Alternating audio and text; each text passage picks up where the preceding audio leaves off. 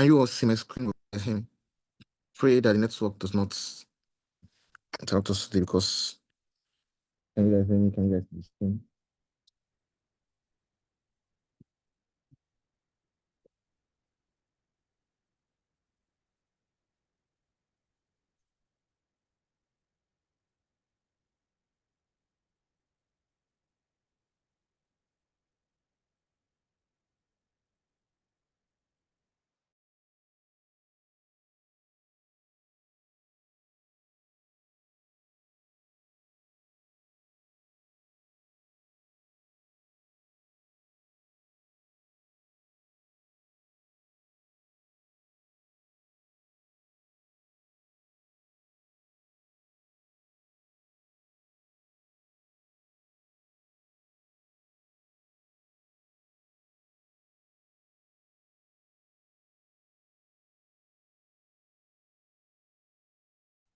All right. I had to switch my network.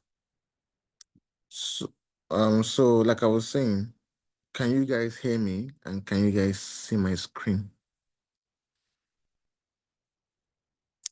Can you guys see my screen?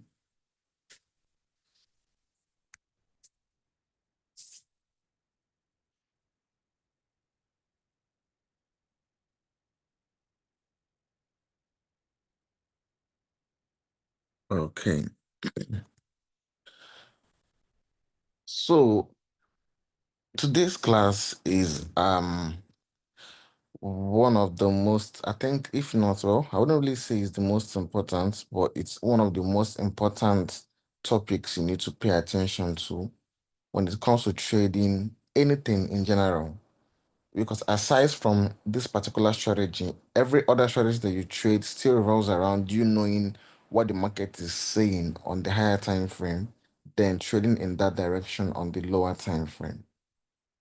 Now, most of the time, there are some pairs that we already know to be bullish most of the time. But aside from the fundamentals that some pairs are always bullish, like we already know that majority of the time gold is mostly bullish. But there are some times that they are declining, like those pairs declining in price. So we can't really just trade one direction of the market in with hope. So that is why directional bias is very important when it comes to trading the structure. Sorry, when it comes to trading this particular strategy. Now, there is really nothing complicated when it comes to directional bias. The thing that affects most traders is they always think about trading from a technical standpoint. They always think of trading from like, oh, technicals, the lines on the chart, but they forget that this trading is done by humans. Like the trading on the charts, the way market moves is basically supply and demand. Like you pump money into the market will move, you remove money from the market will sell.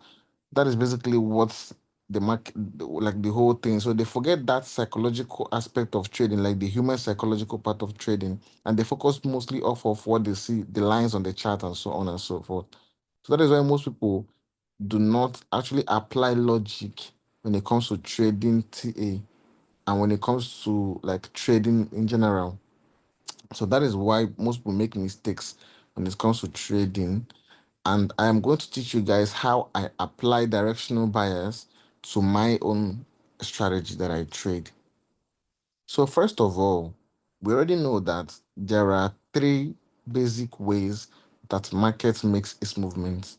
So it's either price is trending to the upside, or price is trending to the downside, or market is ranging. These are the three ways that price makes its movement. Now, these three ways that price makes its movement can also be applied in us getting our directional bias from the markets. Now, directional bias doesn't really necessarily have to be what you are trading, going to trade for like a whole month or 2 months. It can be something that you're looking out for to trade for like a week or 2 weeks, sometimes 3 days. As long as it's something that's influencing the market on the higher time frame, that is basically directional bias. So for me, I trade my directional bias from the either the daily time frame or the 4 hours time frame, just these two time frames. And the thing is that once I get my directional bias for my pair that I'm trading, I tend to trade that for an extensive period of time. Like I can be selling gold for like 2 weeks, 3 weeks now. In fact, the whole gold sale started happening since 16th October, and market, this is literally 30th October, more than 15 days, and gold has been bearish. And then the whole buy that was happening since has been happening since, like I would say, 18th September all the way to October. So for more than a month, gold has been bullish, directional buyer speaking. So that is the mistake that most people make, is that they analyze every structure they see, every market structure they see. They are looking for inducement, they are looking for POIs, and they are taking buys. Every double break or structure they see, they are taking, but they are ignoring the most important thing. Am I trading in line with the general direction of the market? Which is what you guys should focus on first. And mind you, once you get the general direction of the market on the higher time frames, you don't need to keep looking for them for the new direction every single day. You can literally trade one direction of the market for an extensive period of time. Like you can have a directional bias that is bullish, and you're focused on looking for buys for like a whole month. You're trading just one thing. Or market can be bearish, and you're trading that bearish move for a whole month also. That is the importance of bias. And it also helps you know, it makes it easier for you if you know what you're looking for, it's easier to find it, compared to when you don't know whether you're looking for sales or whether you're looking for buys. So you're basically looking at every other block you see in the market. You're looking at every breaker block you see in the market. Don't not minding whether it's bullish or bearish, but you're still paying attention to every PUI that you see in the market. So it's very important that you understand direction of the market before you start looking for trades that now confluences that direction of the market. Hope you guys are following me up, please.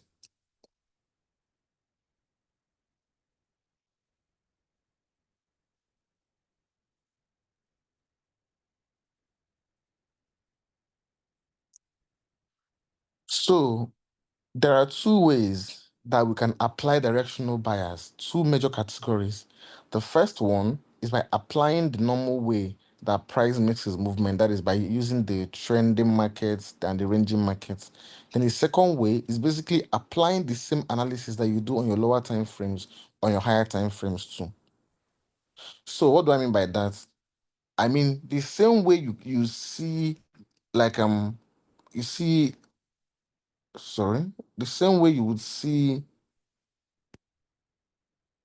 market giving you like a structure shift, inducement, then this is your point of interest, and you trade it and target this higher, so take profits. The same way you will trade this on the lower time frame, you can also trade this on the higher time frame. That's what I mean. That is one of the ways you can apply directional bias. But remember, when you're dealing with directional bias, you are trading on the 4 hours time frame or on the daily time frame. That is it.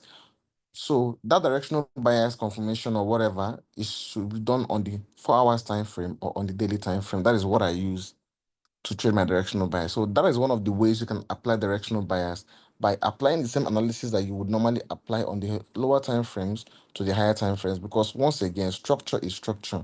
So your structure shift or double break of structure that you would normally trade on the lower time frames can also work on the higher time frames. The only difference with the higher time frame is that if it would take you 10 minutes or 1 hour for the POI to trigger on the lower time frames, it can take you days for it to trigger on the daily time frame or the 4 hours time frame. And if it would take you 15 minutes to 1 hour for your take profit level to hit on the lower time frame, it can take you weeks or months for your target to finally hit on the daily time frame or the 4 hours time frame. Now the thing is that we are not necessarily trading the 4 hours time frame or the daily time frame. No, the daily time frame is just to have that analysis. When price triggers that POI, you now start trading in line with direction of whether your trade on the higher time frame is going to.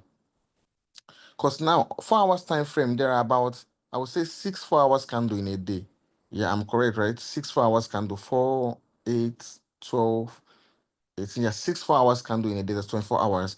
It means that just on the 4 hours time frame, once price moves this candle here, this candle here, this candle here, and this candle here, and this candle here, a full day has closed. Do you understand? So if you had a target of here, before price would actually get to this target, it will take you about 2 days for this target to get hit. So if this is an analysis that you have on a daily time frame, before you can finally get to this target, it will take you about 10 days, sometimes 5 days, sometimes 2 weeks, depending on the volatility of the market at that given moment. So it means that whichever direction that you've analyzed the market to go to on the higher time frame, still using, like, you have to use the same structure inducement PUI method that you normally use on the lower time frames. But once that PUI has been triggered, before price will get to the final target you have, the directional bias for the market will be to trade alongside that direction of the market for the analysis that you already made. So if this is the structure inducement and your PUI getting tapped, and your point and your target for the market is here on the daily time frame or the 4 hours time frame, depending the on the time frame you got the analysis. Before this level has been met, it can take weeks. What it means is that before price gets to this zone, you're expecting to take your profit, your bias of the market is going to be bullish. So that is what I mean by applying the same concepts that you would normally do on the lower time frames on the higher time frames also. That is one way you can trade um directional bias. The other way you can trade directional bias is by just using the normal basic movements of the market.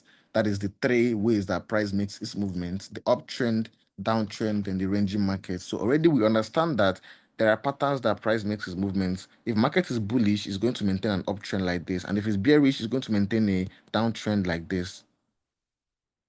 So these are the ways that price makes its movement. Once market is bullish, it will maintain an uptrend. If it's bearish, it will maintain a downtrend. Now, or when it's not moving, it's going to just keep ranging, but there are just very few pairs that range. So what this means is that on the 4 hours time frame or on the daily time frame, you find the way that market is currently moving at, whether it's trending to the upside or it's trending to the downside or is ranging. Like I said, three ways that price makes its movements. You have the bullish markets, we have the bearish markets,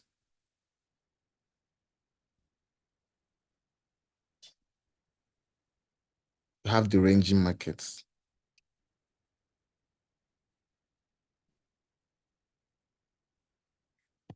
These are the three ways that price makes its movement. So these three ways that price makes its movement, you can apply to your directional bias, because you already know that we look for our directional bias on the higher time frame. So what it means is that once you open up your chart, remember, when you're looking for directional bias, you're looking for it just once.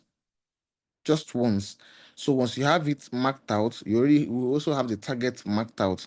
So you're basically going to be trading in that direction of the market that you already had gotten before until price gets to the final target. That is how you trade directional bias. So using the ways that price makes its movement, that's what we're going to talk about first. So let's go to the uptrend part of it first. So now, if you open up a chart and you just go to your daily time frame or your 4 hours time frame, it's so easy to discover the current pattern of the market.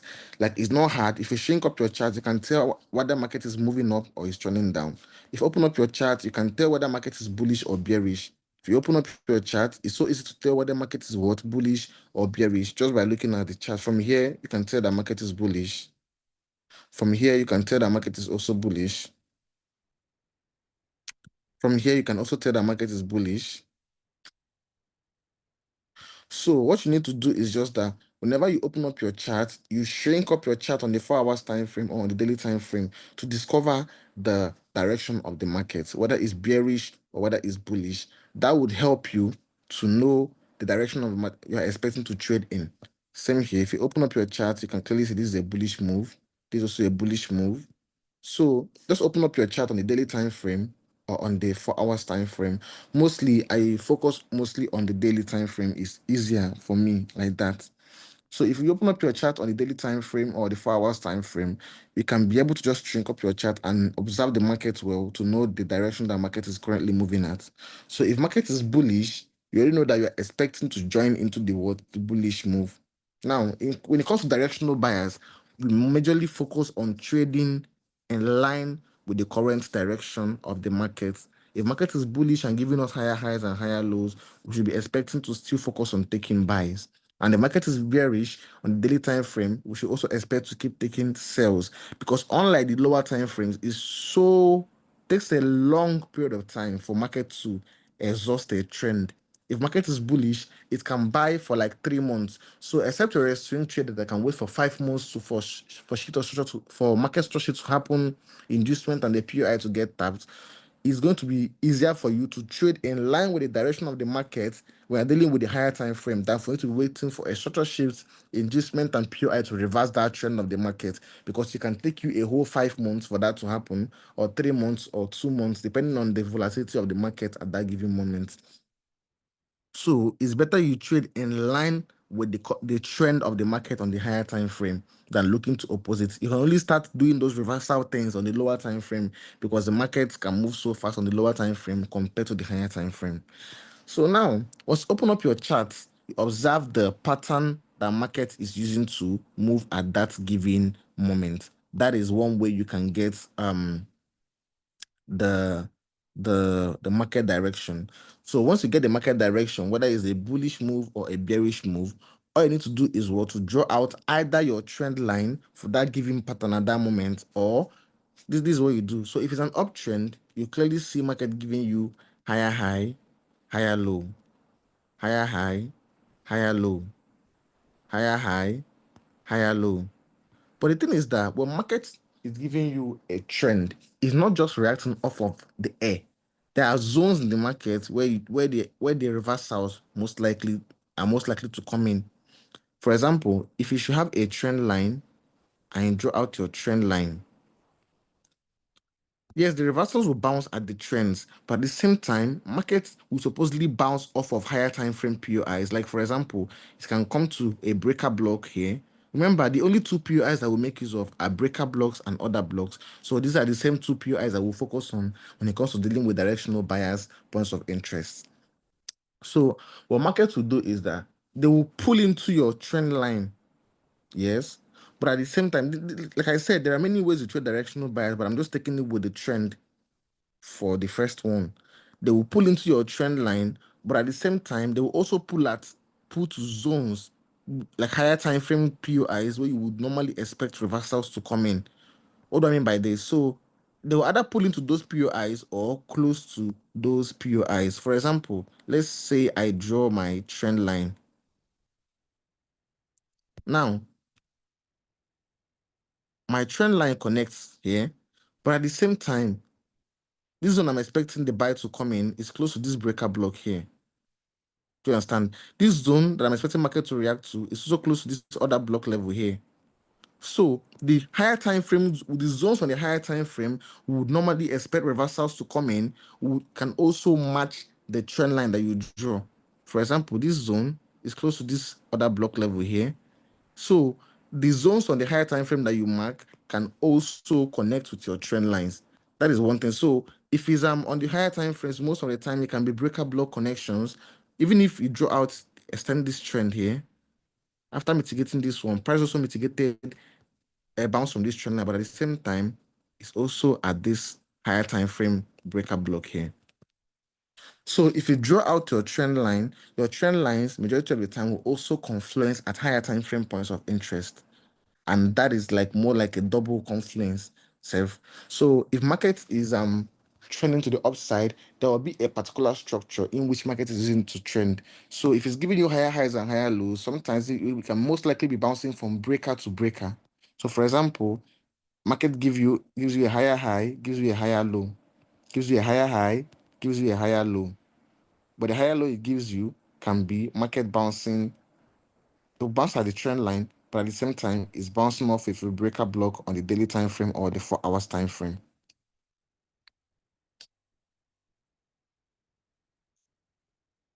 Something like this, then come out again. Once it bounces here, it's also bouncing at what? Either a 4 hours breaker block or a daily time frame breaker block or other block, depending on the POI that is there in the market where the reaction is expected to come in. So that is one thing first. The market is trending to the either the upside or to the downside. All you need to do is find out the trend, number one, and it's so easy to discover a trend. All you have to do is what, go to that time frame and observe the current trend. If it's an uptrend, you will see higher highs and higher lows. If it's a downtrend, you will see lower highs and lower lows. If it's not trending and is ranging, you will see markets basically moving from support and resistance, resistance to support. support resistance, resistance to support. You will see either one of these three for price to have a proper direction. So that is one thing first. One thing to get is the direction of the market, and it's so easy to guess. Once you shrink up your chart and look at the daily time frame, you can tell whether market is bullish or bearish. If you open up your chart on gold, you can see that gold has been bullish, bullish, bullish, bullish. So it's very, very, very obvious that the market is bullish. If it's bearish, you will see because market is going to be trending to the downside. For example, when gold was bearish, it was so easy to spot that gold was bearish. If it's bearish, it's so easy to spot that it's bearish because you will see market declining and giving you lower highs and lower lows. If it's bearish, it's so obvious to spot that it's bearish. So depending on the time you are making your analysis, you either say the market is bullish or market is what? Bearish. So that is first things first. Identify the trend of the market on the higher time frame, which is so easy to do. A beginner can do that. Then once you've done that, next thing you're going to look at is how will I join in this trend of the market? Are you guys following me up, please?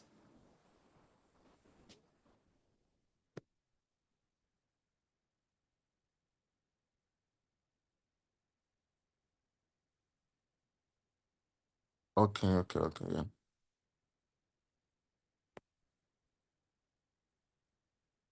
So, like I said, first things first, you find out what the market is doing on the higher time frame, which is not difficult to do. If you read Candlestick Bible if you've read Candlestick Bible, you've taken any beginner class in technical analysis, it's so easy to identify trends. So if you go to your higher time frame, go to the daily time frame or the 4 hours time frame, shrink up your chart and look at what market is currently doing at that moment, you can clearly tell whether market is bullish or whether market is bearish. Let's say we ignore this entire thing that happened here on gold and we are focused on this. If you open up your chart at this moment, you can clearly see that gold was bullish because it was basically just trending from what? Giving us higher highs and higher lows, basically trending to the upside. So anyone that sees this move will be focused on taking buys on gold because you can clearly tell that it's an uptrend based off what market is doing, giving us higher highs, higher lows, higher highs. It's been a bullish move. So that is one thing to identify the trend of the market on the higher time frame. Then the second thing is now to find out where to join those trends and then continue, like where to join and continue the current trend of the market. That is where this thing comes in. So first of all, you identify the trend of the market. Second of all, you map out places where price is most likely to pull into. So remember, we use order blocks and breaker blocks. These are the two POIs will most likely also focus on the higher time frame too. So on the higher time frame, either you use your trend line to draw out the pattern of the market, and once it connects, also pick out maybe like your rectangle box and draw out the zones that market is most likely to pull into. And if they match with the trend line you drew, more perfect. So let's say, for example, you draw out a trend line here, you're expecting price to bounce there on the daily time frame, but at the same time, it also matches this breaker block level. This is a double confluence that will help, like, be like, okay, I'm I'm actually excited to hold market at this level because not only is market at the higher time frame POI, at the same time, it also confluences my trend line. So it's perfect. Now, after that, next thing, so, so after that, so you can see this one. You can also see here, this is the trend line touch, but at the same time, is an order block on the daily time frame. So if you notice, when markets yeah.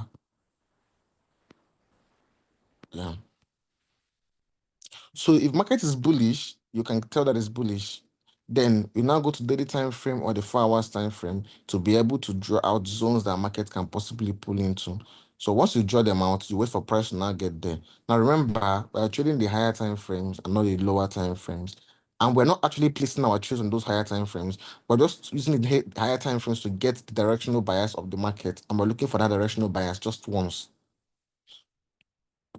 until like the bias completes. So now let's say that this is the market and this is what I've drawn out because market is on an uptrend. So it's basically moving, giving us higher highs and higher lows. So knowing that an uptrend is made up of a series of higher highs and higher lows, if a higher high has been made, next thing that will come is what? A higher low. And if a higher low has been made, next thing that will come is a higher high. So what you need to do first is to wait for price to pull into the zone where you're expecting the bounce to come from. That bounce will be like a reversal.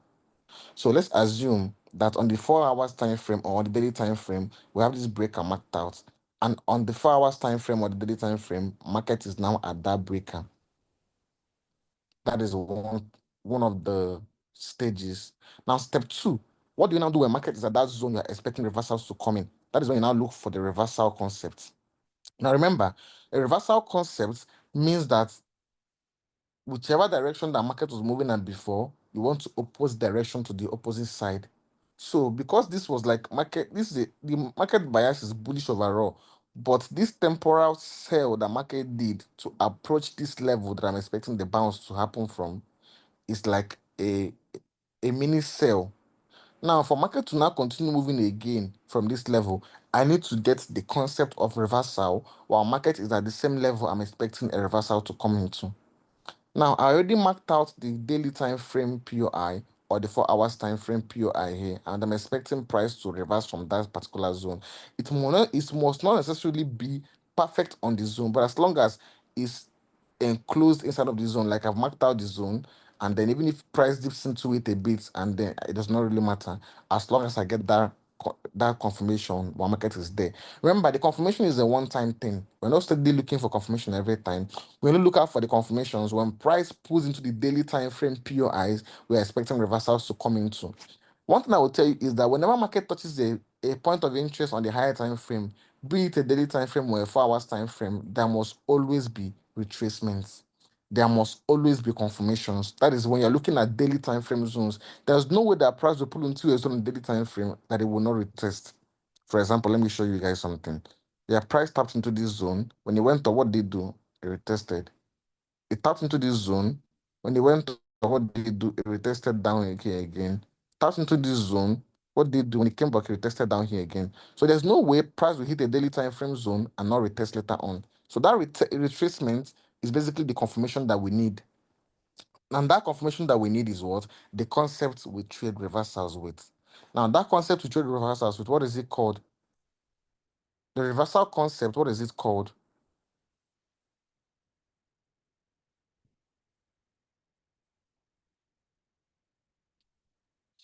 Exactly.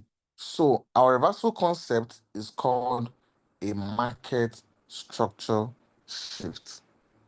So what it means is that the zones, now remember, it does not necessarily have to be a trend line. Even if it's a daily time frame order block or a daily time frame breaker block, that does not really, because it's not really every pair that like moves well with trends. There are pairs that move, but they are not moving clearly in a trend-like manner. That is still okay. So it does not really necessarily have to be market touching trend line. Then this, even if it touches a higher time frame POI, good and fine. That's why I said there are two ways: the trend pattern, that is, I'm using normal structure, and then using the normal analysis that you can normally apply on the lower time frame to the higher time frame. That I will teach that one also. But for now, we're focused on when market is giving you trend-like patterns. So when market is at the zone you would expect the reversal to happen from on the daily time frame or on the 4 hours time frame. Now, this is one thing. We don't get confirmations on the daily time frame, and we don't also get confirmations on the 4 hours time frame. We look for confirmations on lower time frames. So what it means is that the moment that price is at the level you're expecting reversals to come in, you have to now scale down to lower time frames and get the concept of reversal, while market is still at that level you're expecting the reversal to come in. So let's say this is the 4 hours breaker block or the daily time frame breaker block, and at the same time, it matches your trend because you already know that this is what a bullish market. Once you look at the daily time frame, you can tell that market is bullish. So what you do next is what a bullish market will always have pullbacks. It's not going to just be bullish forever. Anything that makes a higher high will make a higher low. And anything that makes a higher low will also make a higher high. So what you need to do is that if market is already at a higher high, you already know that a higher low must be made. So what you need to do is that to wait for market to come into the zones where the higher low is going to be made. So you can mark out those zones, which is going to be either your higher time frame block breaker blocks or your higher time frame order blocks, or just the zones that matches your trend line, depending on the pattern that market is moving at that given moment. Remember, the market is dynamic, so it cannot really be on the same pattern forever. Sometimes they can give you this pattern, or the main thing is just to adapt to what the market is saying. So once you have the zone marked out on daily time frame and price already at that level, you're expecting that reversal to come from. Now let me draw out two time frames. Let's say this is the daily time frame.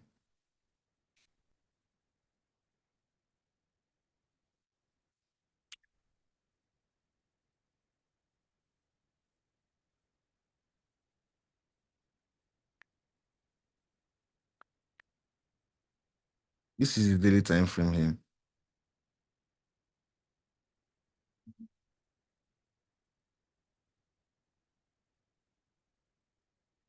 And then I would say here is the 15 minutes time frame.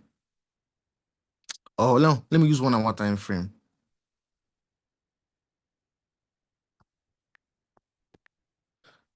Now, the daily time frame is to mark out the zones where price can pull to. Now, on the 1 hour time frame is to get the concept of reversal while markets at that zone we're expecting the bounce to happen from. So now on the daily time frame, it will take a lot of candles to get at this level. But let's say the market is already at that level.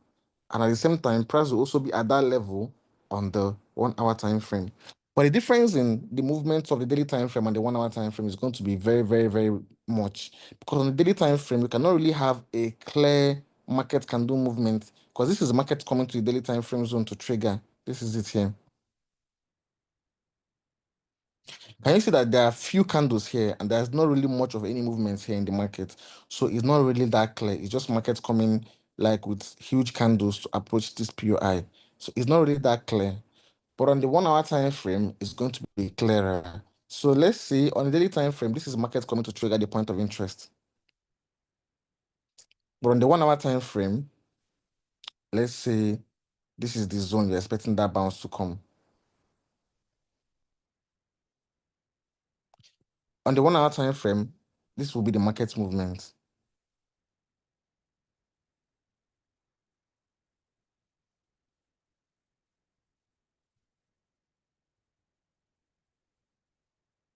So let's say this is the zone we're expecting the bounce to happen from.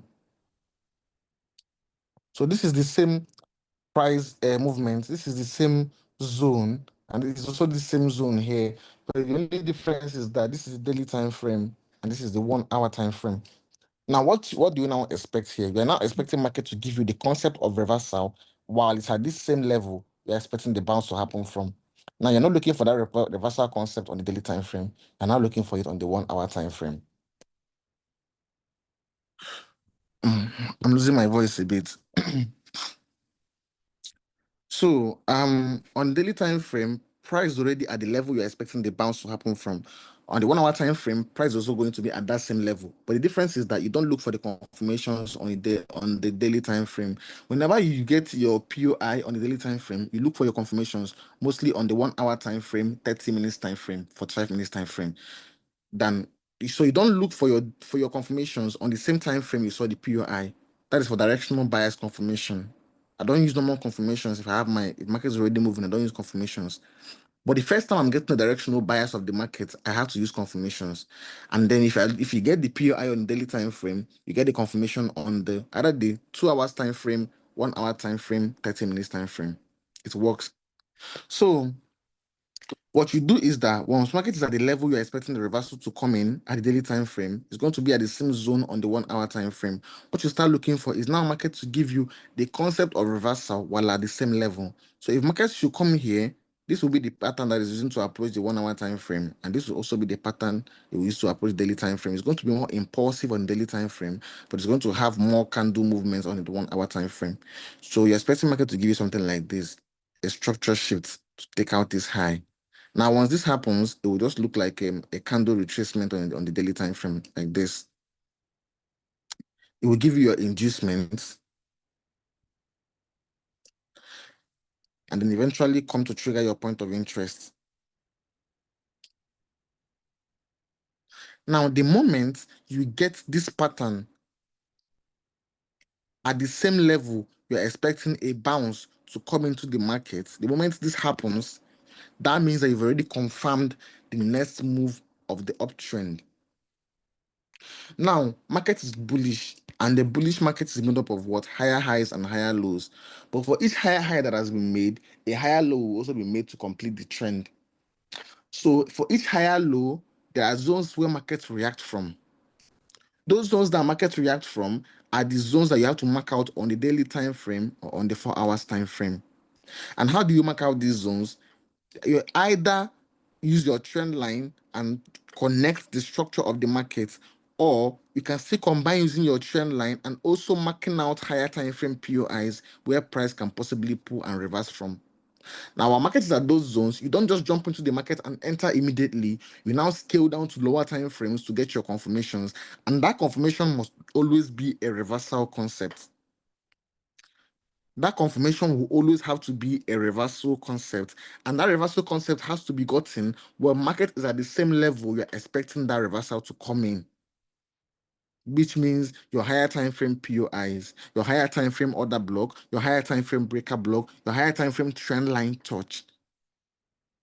So once those reversal concepts occurs while market is at this level you're expecting the reversal to actually come into, that is the zones that I just mentioned, that is when you can now confirm the next trend to the upside being valid. So once market gives you this concept of reversal while at the same level you're expecting a reversal to come in, then you've confirmed the next leg to the upside. So once this happens, it means that the directional bias of the market is now what? Bullish. So this whole thing that happened here can just be market giving you this on the daily time frame, then pulling back down again like this. So once this happens, you're not paying attention to the daily time frame, you're paying attention to the 1 hour time frame, 2 hours time frame. In fact, if you get a daily time frame POI, you can even use 4 hours to confirm. If you get a POI on the daily time frame, you can use 4 hours time frame to confirm.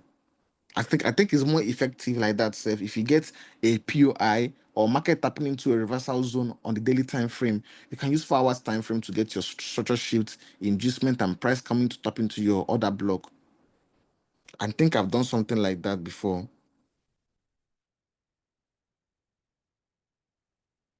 and it's even this current trade. So I'm coming. Yes. So daily time frame and the confirmation was on the 4 hours time frame. You can see structure shift, inducement, then order block. I'll show you guys. So the zone you're expecting the reversal to come in, if you get a daily time frame zone, it's even better to get the confirmation using a 4 hour time frame because the daily time frame POI. So that confirmation is a one-time thing. Sorry, are you guys following me up, please?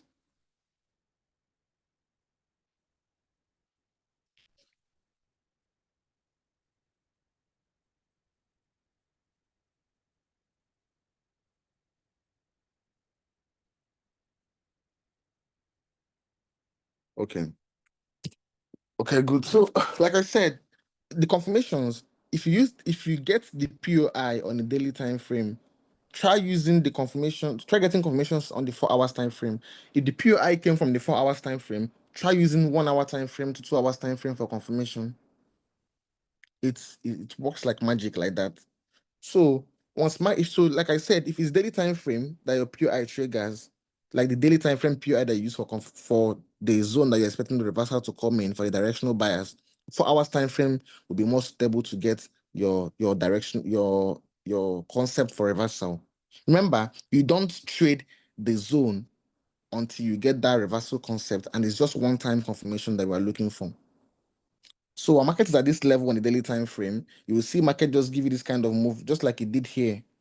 We drew out the zone that price was supposed to come to, the trend line here. And at the same time, it matches the daily time frame breaker block.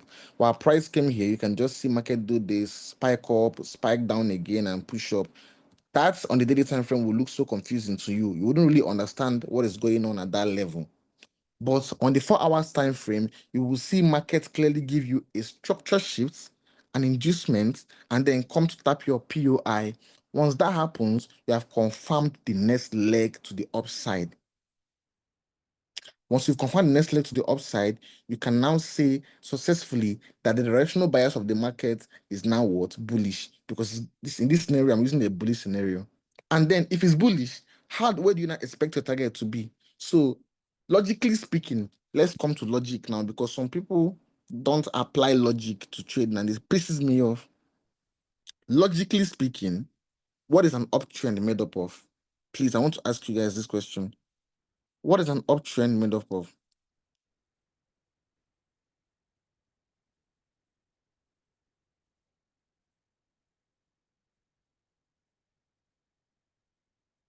Exactly. So everyone here knows that an uptrend is made up of higher highs and higher lows. Good. So tell me, why people will see a clear uptrend, see markets at a higher low, it is now buying up to go and make a higher high.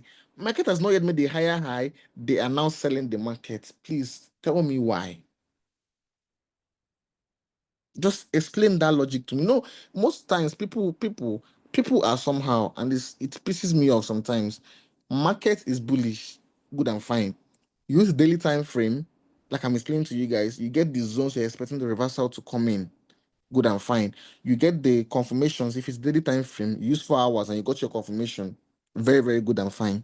After doing that, you now open up your chart, and then market has not yet completed the cycle of the new trend.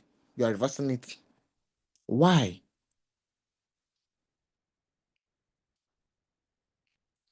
So now, logically speaking, if market makes a higher low here and gives us the confirmation that we're looking for by giving us the reversal concept, remember, the confirmation has to be a reversal concept. The confirmation has to be a reversal concept. I'm saying it now. If it's daily time frame, I will suggest going to daily 4 hours time frame, 2 hours time frame to look for your confirmations, depending on how volatile the market is.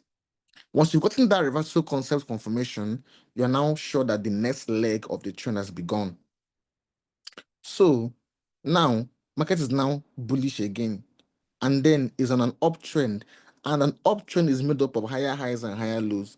So I would say it's safe for me to say, I'm not a genius, but let me just say, technically speaking, if you're on an uptrend that is made up of higher highs and higher lows, and you've confirmed the higher low, the next logical thing for market to do is what? A higher high. So, poor FX. Tell me why market has not made a higher high and you're selling the market from an order block you saw here. Please explain to everybody why. John the Alchemist, explain why the logical way of market making its movement is higher highs and higher lows. You've confirmed the higher low. Market is on its way to make a higher high and you're reversing the market direction.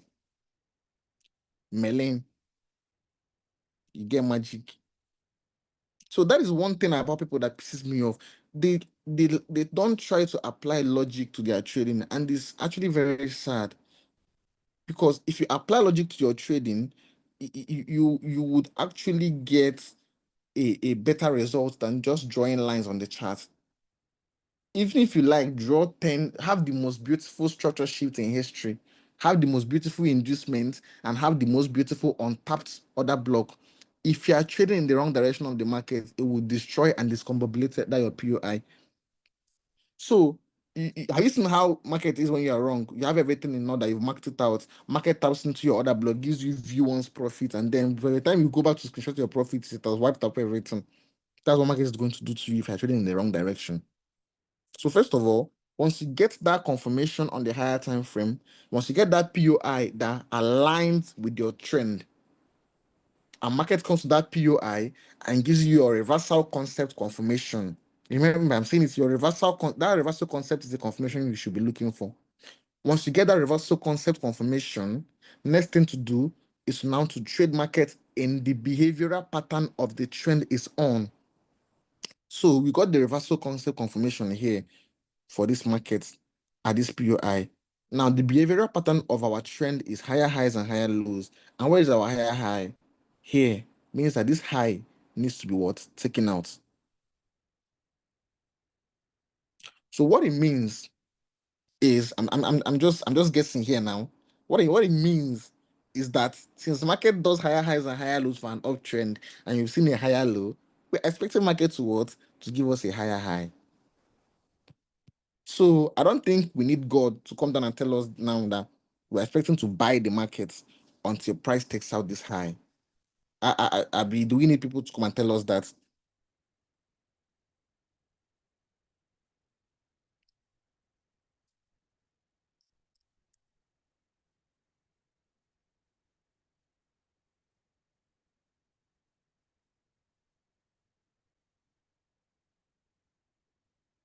Mhm.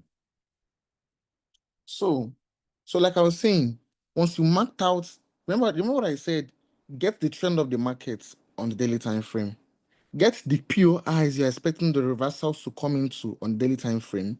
Wait for price to come there, then go to like the 4 hours time frame, 2 hours time frame, or 1 hour time frame to look for your reversal concept. Once you get that, then you've gotten the confirmation that the trend of the market is going to hold. Then, after you've marked it out, then comes the target of the market. So the behavioral pattern of an uptrend is higher highs and higher lows. And since the behavioral pattern of an uptrend is higher highs and higher lows, our target will be to buy this market until price takes out this high. So what does that mean? So let me use this one now. I drew out here. This is daily time frame. I've marked out my daily time frame. The trend line connects, and at the same time, it connects with this daily time frame breaker block. So price got there. So once price is there, I'll go to my 4 hours time frame. Once I go to my 4 hours time frame, I will expect price to give me what? A reversal concept, which is what? When price took this high out,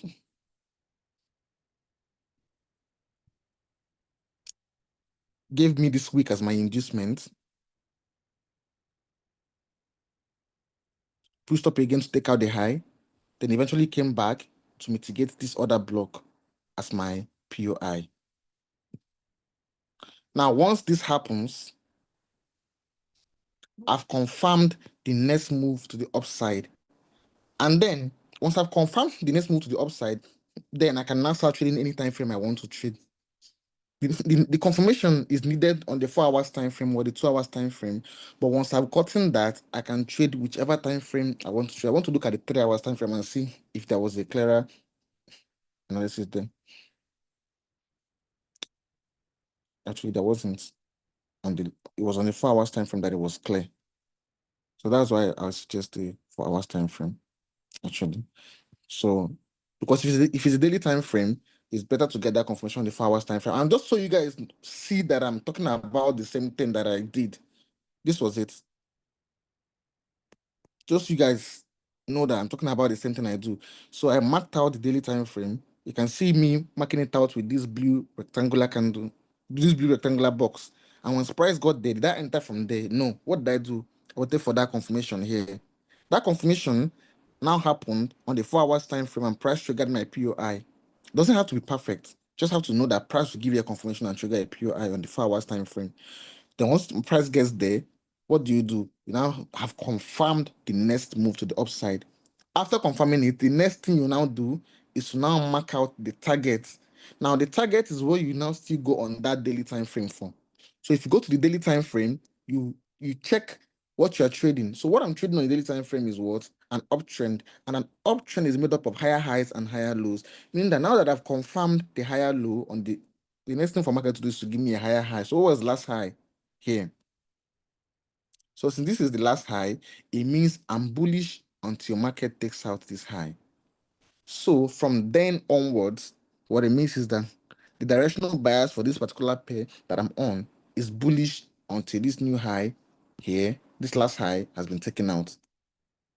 So what does this now mean? It means that see your market takes this high out, I'm only going to be looking for bullish scenarios.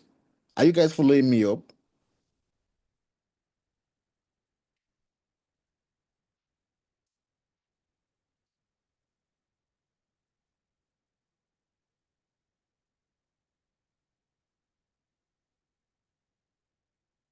Good, good, good, good, good, good, good, good.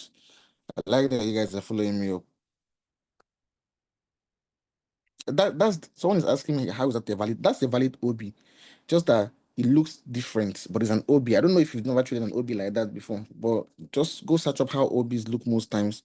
So so now you will now be the one to choose whether you are going to take a trade off of that 4 hours time frame that you got the confirmation from, or you can choose to go to lower time frames and get more confirmations and trade or what no. But me, I took the first ever trade from the 4 hours time frame. Now, it does not mean I will hold that particular trade to final TP because, like I said, it will take an extensive period of time for the TP to hit. In fact, it depends on the volatility of the market. But if you are to check, this thing triggered on the 15th of May. I got the confirmation on the 16th of May, and then the final target hit on the 3rd of September. So May, June, July, August, September, trading one bias for like 3 months. So that literally supplied me with 3 months of one bias from one confirmation. So now, once you get that confirmation on the 4 hours time frame, you've already gotten the direction that market is going to move at. What? So if and also remember, market may not even give you a perfect structure shift, inducement and POI at that first time reversal zone. It may just be market on the 4 hours time frame doing something like this, hitting that zone on the 4 hours time frame. Let's say this is the daily time frame. It hits the zone like this, then does something like this, then comes down to like do this. This is can still be the confirmation because it's the 4 hours time frame you're looking at. So this is still a valid reversal concept at that 4 hours time frame because the candles are going to be thicker. But because it's daily time frame, the confirmation will be much easier to get on the 4 hours time frame. So even if you see something like this, valid reversal concept. But most times it can just give you a perfect structure shift, inducement, and a perfect order block. Very valid. So once price tapped into that zone, we're expecting a reversal from on the daily time frame. That's the one step. Second step, go down to the lower time frame, that 4 hours or 2 hours or 3 hours. Get that confirmation by getting the reversal concept. That is the second step. Third step, on that daily time frame, check the behavioral pattern of the trend they are trading. If it's an uptrend, it's made up of higher highs and higher lows, meaning that now that a higher low has been confirmed, the next place for price to go to is a higher high. So it now means that the directional bias of the market is bullish until a new higher high. So what you now do is what? You now start trading. Every day that you wake up to trade, your focus should be to look for buys until price gets to that high. Even if every day you wake up to trade, your what you have in mind is I'm bullish until price takes out this high. So the first trade we took came from this 4 hour zone. After that, you can literally go to any time frame again and be trading. Does not really matter. But after that, the second trade. So after that, I will now start trading my normal time frame, which is like the 1 hour time frame. The first time confirmation is the 4 hours time frame, good and fine. But after that, you can now start trading your normal time frames that you trade. But now you have a direction in mind. So this is the first zone I took the trade off of. After that, I'll focus on looking for more trades. So I think can this be a double break of structure when this high got taken out and then this high also got taken out? The closure of the high of the double break of structure is this. After that, price gave us an inducement and push up to take out that high again. So this is a valid inducement. So with the rules of picking a proper point of interest, price came down and mitigated the breaker block. This is the second trade here.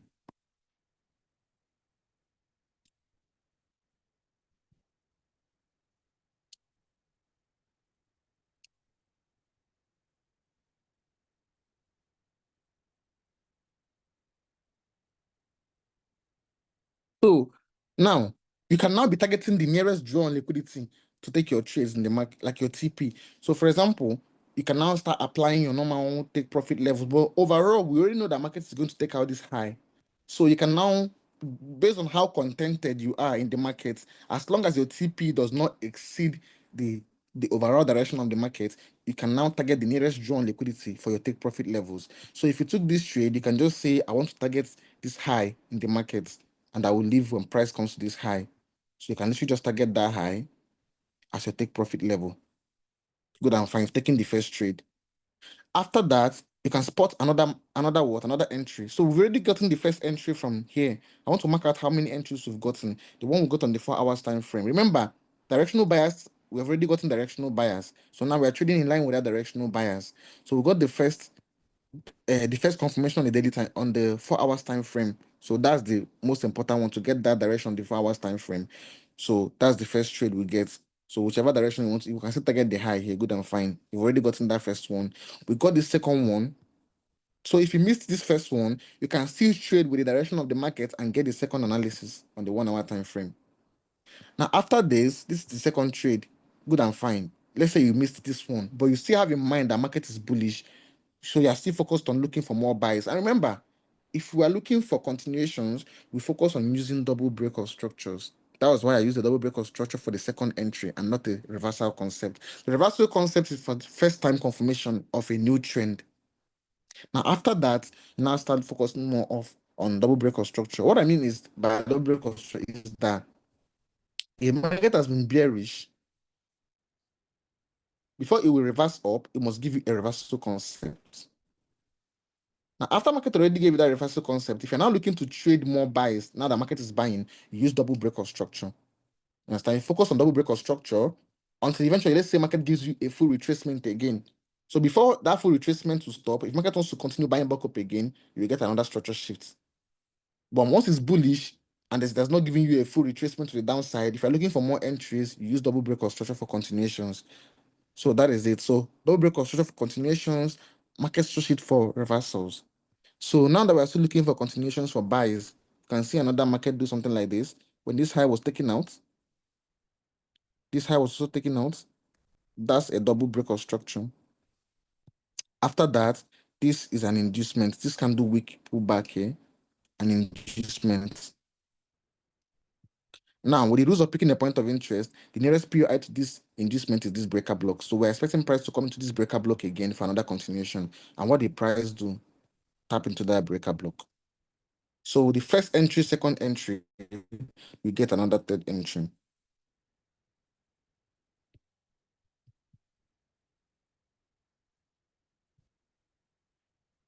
Now, with the third entry, if you want to take your profit, you can just implement what I taught you guys, take profit levels, trend line liquidity.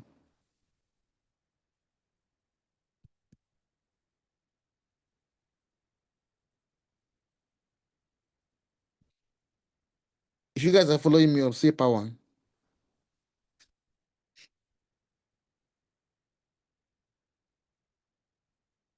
Someone is asking why I don't use the first breaker. Why would I use the first breaker? This is the first double breaker structure here. Which first breaker?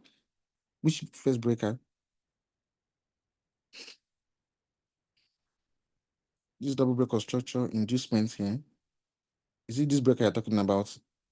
This one. Even if I used it, my SL will still be here. So my SL will still be covered. It's still a valid trade. Does not matter. My SL will still be here. So that is hang on, guys. Please hang on. Give me a minute. Please give me a minute.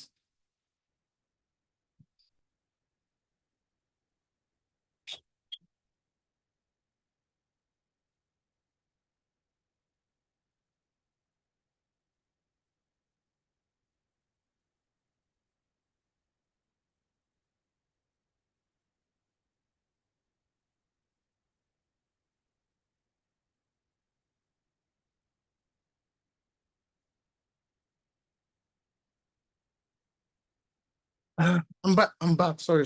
I'm back. I'm back. Are you guys following me up?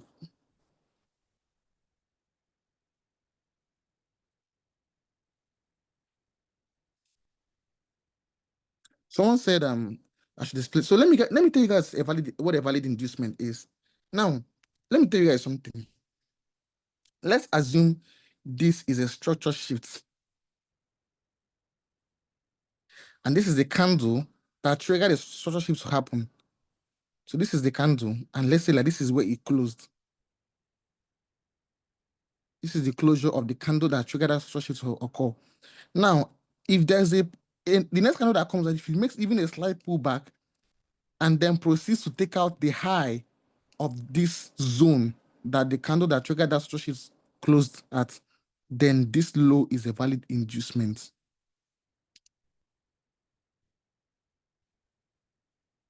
And then if this pullback was not able to take out the, let's say it tried to, but it couldn't, and another pullback came out, and the pullback was able to still go and take out the high, then this will be the inducement.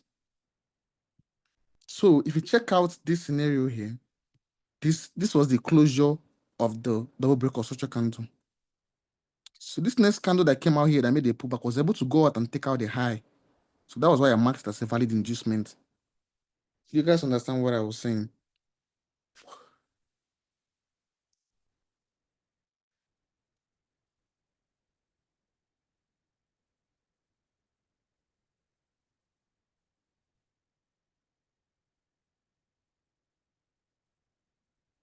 Why is someone asking why I did not use the breaker close to inducement? I use the breaker now. I use this breaker block here. This is it. This is the breaker block. This is the inducement here. This is it. Now, this one's already been mitigated by the inducement. Price mitigated it already.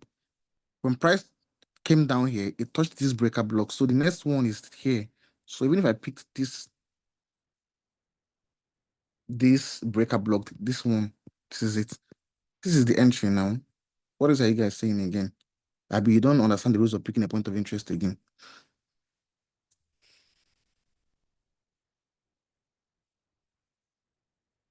So let me continue what I was saying.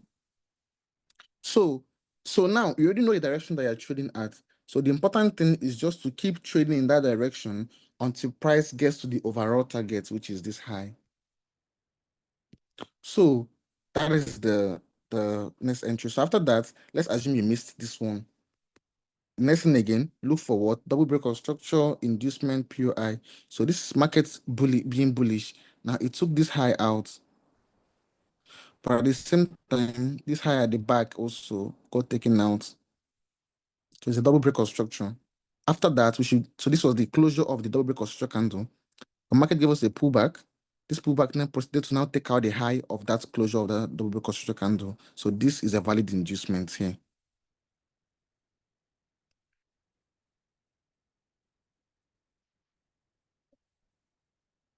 Now, with the rules of picking a point of interest, when market was giving us inducement, it mitigated this breaker block and then this breaker block here. So the only valid point of interest left here is the other block. So with the rules of picking a point of interest, is the one closest to inducement. So that's the next trade.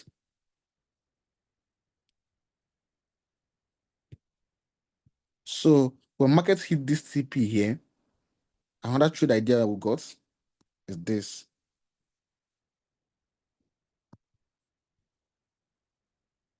Trendline liquidity for our take profit level. So you see how I'm confluencing everything I taught you guys. I use trendline liquidity for this take profit here. I also use it for this take profit here also. You see?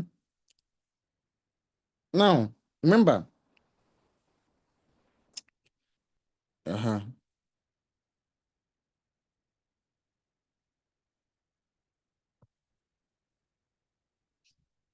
so that is this next trade here. So that's basically what you're going to focus on, and then you keep trading like that until price successfully. You can even get another entry here, but it's not really that clear. But I can say this high, double break structure.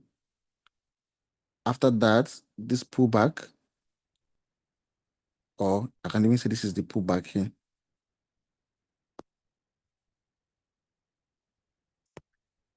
In the nearest POI, the breaker block. I can say this is the breaker block here also. So another trade again from here. Thing with this kind of breaker block is you have to cover the entire candles. If it's this, the breaker block is made up of 1, 2, and 3 candles. So here will be your SL just to avoid getting stopped out. But this is the other trade here again. Still targeting that trend line liquidity zone.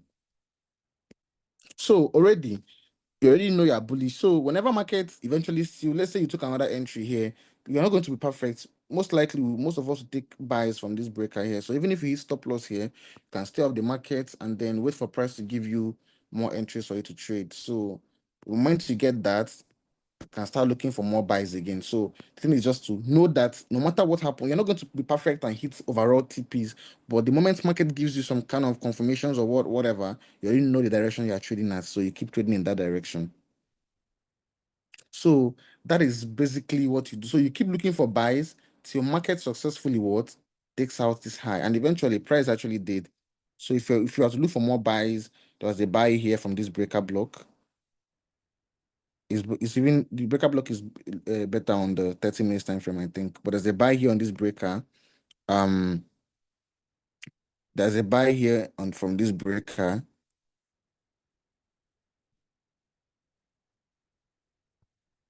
Understand? So the more you are trading in line with the direction of the market, the more you're getting more entries to keep looking for more trades. There's a buy here from this breaker also.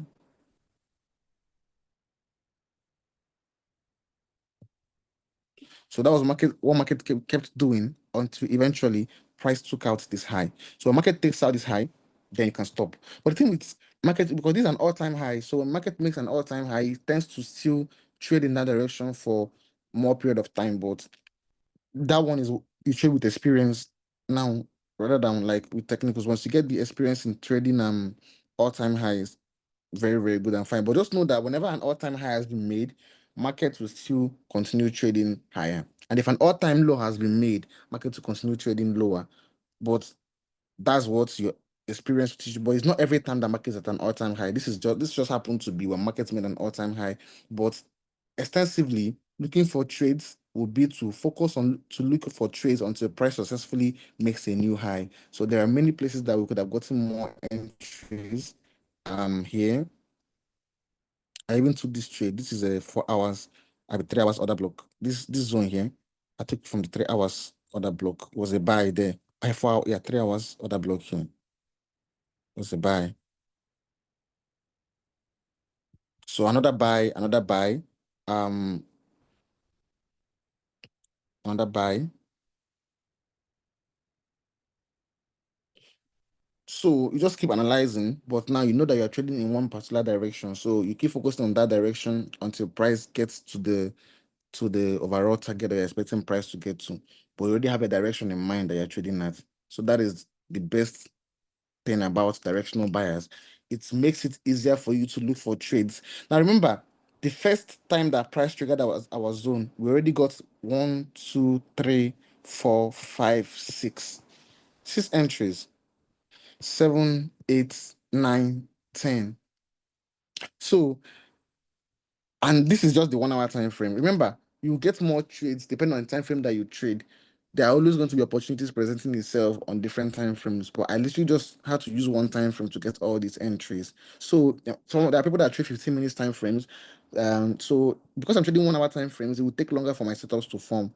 But people that trade 15 minutes time frames can literally trade 15 minutes time frame, 30 minutes time frame, depending on the time frames they are at, and they will see more setups every day, like per day, more than me trading the 1 hour time frame would see.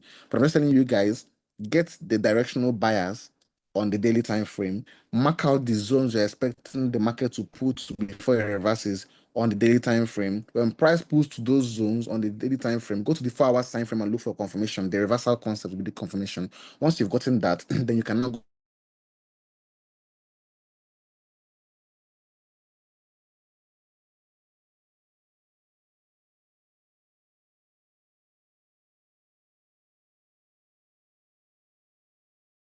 here. This the trend line, and at the same time it's a POI on the higher time frame also. That's this breaker block here. This is what I'm expecting the reversal to come into. Then when price tapped this zone and at the trend line zone, what did they do? This same reversal concept did this and then came down to the other block here. This confirmed the reversals. So once this confirms the reversal, you can now start trading. But I remember this particular move that happened here. This was a news day. That was why markets actually hit that target very, very, very fast. It wasn't supposed to happen so fast, but markets hit this target very fast because it was a news day. I remember that particular day. In fact, the zone did not even trigger very well on Trading View. It triggered well on MT5, but on Trading View, it did not trigger at all.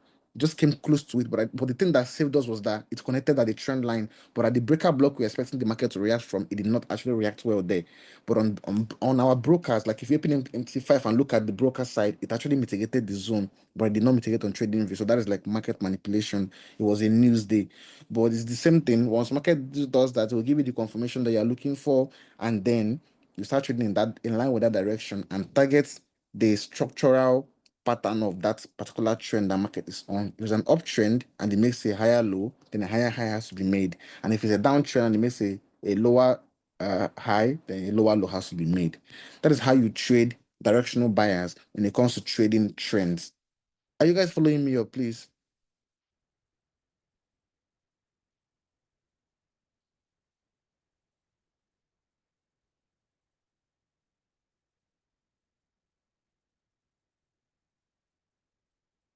So now, now the trend line way is not really the only way that we can also trade directional buyers.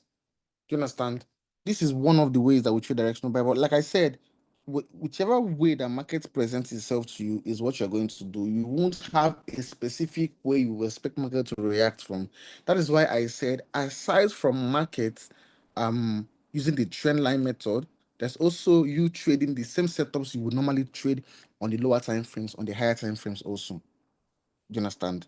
Now remember, the confirmation is just a one-time thing that you will get for the confirmation of your trend of your directional bias. And remember, if you miss that confirmation, even if you did not get the confirmation, provided that you have checked and market already gave you that confirmation, while at the level you are expecting that confirmation to come in from, then you can move on and start looking for trades in that new direction. So even if you are not active on the charts when the confirmation happened, as long as you check and you see that it actually happened, then you can move forward and start trading in line with that new direction that you got the confirmation in. So even if you didn't, were not active on the chart when it happened, you can now still move on knowing that it's already happened. So that is one way they can trade it by waiting for trends to connect. So majority of the time, trends connect. Understand? Trends connect majority of the times. So, but majority of the times it does not. So if it does not, you can now do the normal thing by applying the normal concept we trade. And this one you can use like 4 hours time frame. Sometimes you can also use daily time frame too. But if you want to use the normal way that we trade out the market to trade, you can apply that concept here. In fact, you can see many places that market did that. This is a structure shift. This is an inducement. Then the POI is this.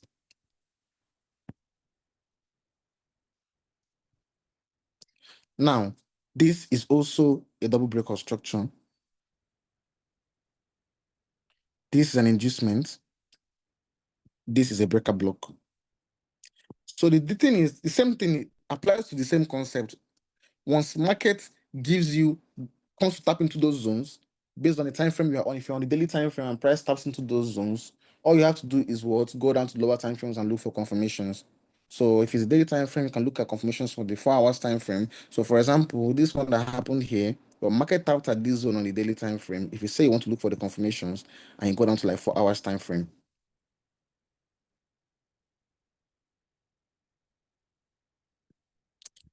this is, where is it? I think this was what I marked. Let me change the color. Yeah, this was what I marked out here. Yeah, this is what I marked out here. Yeah, this is what I marked out. This. So market tapped in here. Just had to wait for that confirmation. So this happened. Price took out this high, then came down here again to this demand level. But I think it's clearer on the 3 hours time frame. That was what I used for this confirmation. It was not really clear on this time frame. 3 hours, right? Probably 2 hours. Let me check. But the confirmation must always happen. Those are the confirmations are mostly not really that perfect. But should I go to 1 hour? But it's not actually a first time reversal, so I don't really blame it. But it's not a first time reversal. If it's a first time reversal, then it's going to be way clearer. But I think this was basically what market did. Just came to this OB here and then continue buying again.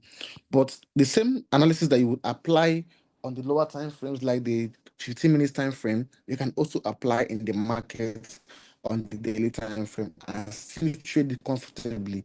The only difference is that if you would take 1 hour for your POI to trigger on the 15 minutes time frame or on the 30 minutes time frame, then you can take days, months, weeks for your POI to trigger on the daily time frame. So if you have that same analysis, now let's say you have this, and let's say you have this on your 15 minutes time frame or 1 hour time frame.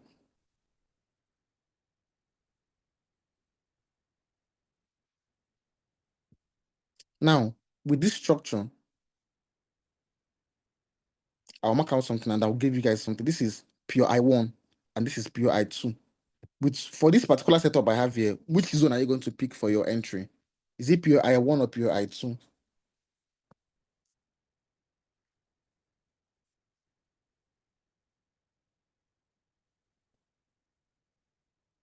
Someone say POI2. I beg, it's not POI1. No. It's not POI2.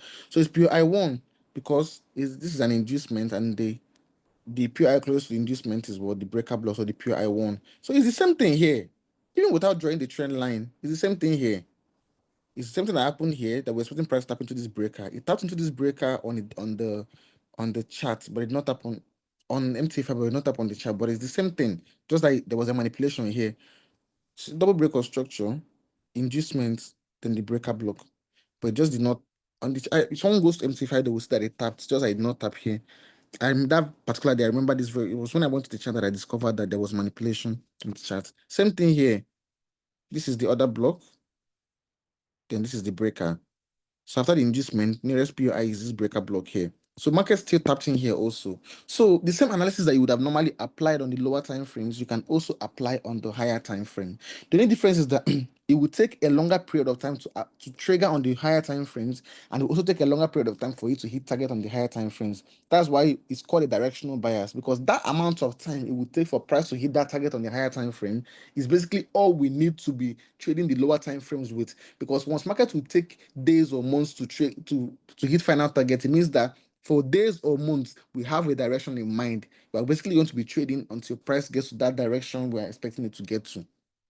So when market is at that zone on the daily time frame, then if it's a first time confirmation, like after a higher high, and if it's a first time confirmation for a higher low, you can now go to your 4 hours time frame, get your structure shifts, and get your reversal concept while market is at that same level. So once that happens, you can now trade the market like that and be going. So uh so that's one way that we trade directional bias. Oh, sorry. And then yes, very, very good, very nice. Made a mistake. This is GBP I don't know who marked this one, but this is GBP.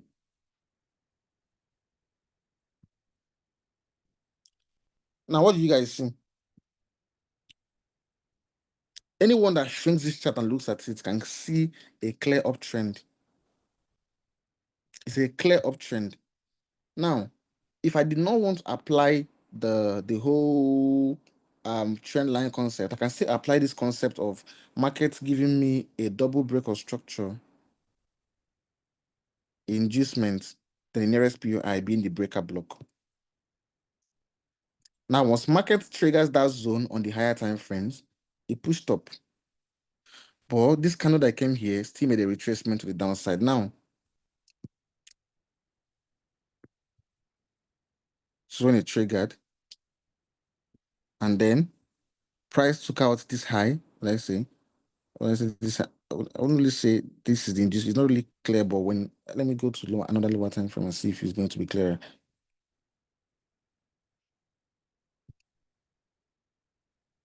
I want to say it has given me the confirmation I'm looking for. But okay. When price took this high out, would I say is this high that it took out, then this cost as inducement, and then price later came back here as the other block with this candle? It's not really that clear. I don't know if I'm going to go lower or the lower time frame to get this thing, but it's not really that clear here. That's the reversal concept. It's not really clear for GBP. But all you need to know was that on the daily time frame, it triggered the zone we're expecting a reversal to come in, which is the daily time frame zone. So the last high in the market, if this was your lower time frame analysis, your take profit level for the market would be here. So because you're expecting the reversal to come here, so the reversal here, and you mark it out, your target will be here. It means that your market hits this target, your overall bias of the market is going to be bullish. Now, once this zone triggered, I'm trying to see if there was some kind of confirmation here, or if it was news that triggered. I don't know if some kind of manipulation or something, but I wouldn't really call it a manipulation. Maybe market will still give me a good confirmation. Maybe this zone will still end up getting tapped at this other block level here. I will take this as a sort of shift. I will take this as inducement. Then probably market will still come back and tap into this POI. But that is one thing that I want to tell you. So now, if the confirmation happens, I'm expecting market to buy until this high here gets taken out. So that is basically directional bias.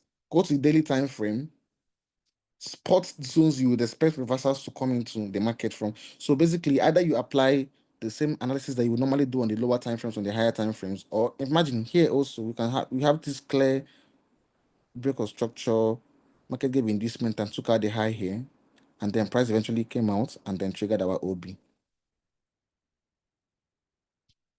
So once this happens, take profit level will still be to take out the last high here.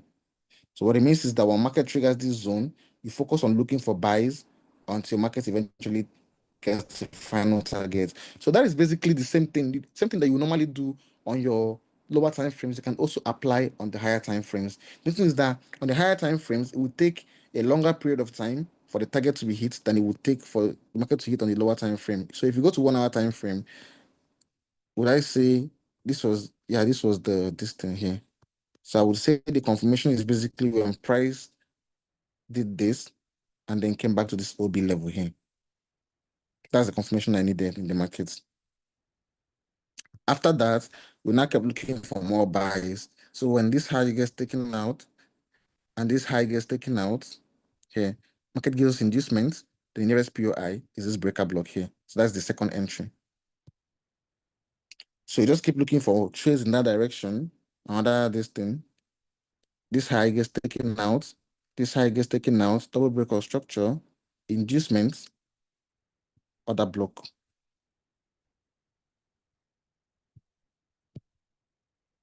So you just keep trading in line with general direction of the market till what price took out this high. That's when it stopped and price started making a declination. After that declination, you get more entries, and so that's basically, so it's not hard. Trust me. All you have to do is what to go to.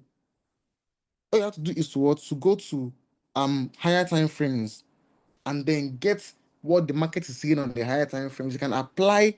Someone is telling me to do PIPS calculation and risk management. How? As how now? As how now? So all you have to do is just go to the higher time frames, get the same, look for what market is doing. You can get the same analysis, the same structure, inducement POI analysis that you normally do on the lower time frames. You can apply it on the higher time frames. The thing is that on the higher time frames, you may not really see everything that clear because it's the higher time frame. But if you can just spot a POI that you can mark out on the higher time frames, once market comes there and gives you that concept of reversal while at that level, then you can expect that the market will hold that move. Then you now use your normal take profit level. If you can use the last take profit level, which is the last high or the last low in the market before your point of interest gets triggered, that's actually like the nearest draw on liquidity. So it will take a long period of time for that target to hit. And then once it will take a long period of time for that target to hit, all you have to do is now trade in line with the direction of the market until the final target hits.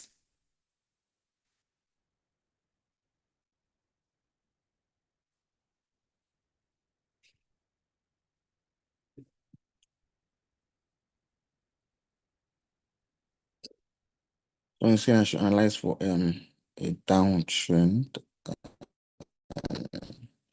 Not really had downtrends like that. Have I? Have I had downtrends? Because mostly not on a downtrend. Okay. For a downtrend, I can say this is a clear downtrend. This is a structure shift to the downside. So if this was the downtrend you're talking about, structure shift to the downside, the low of the structure shift ended here. So when price give us this pullback, this candle week, and still proceeded to take out the low, we got our inducement. So with the rules of picking a point of interest, we would expect market to come and trigger this breaker block. So this is daily time frame. So the moment price does that and triggers this breaker block, we have already gotten the next move to the downside being what? Being bearish. So once we do that, we can now target that market is going to sell.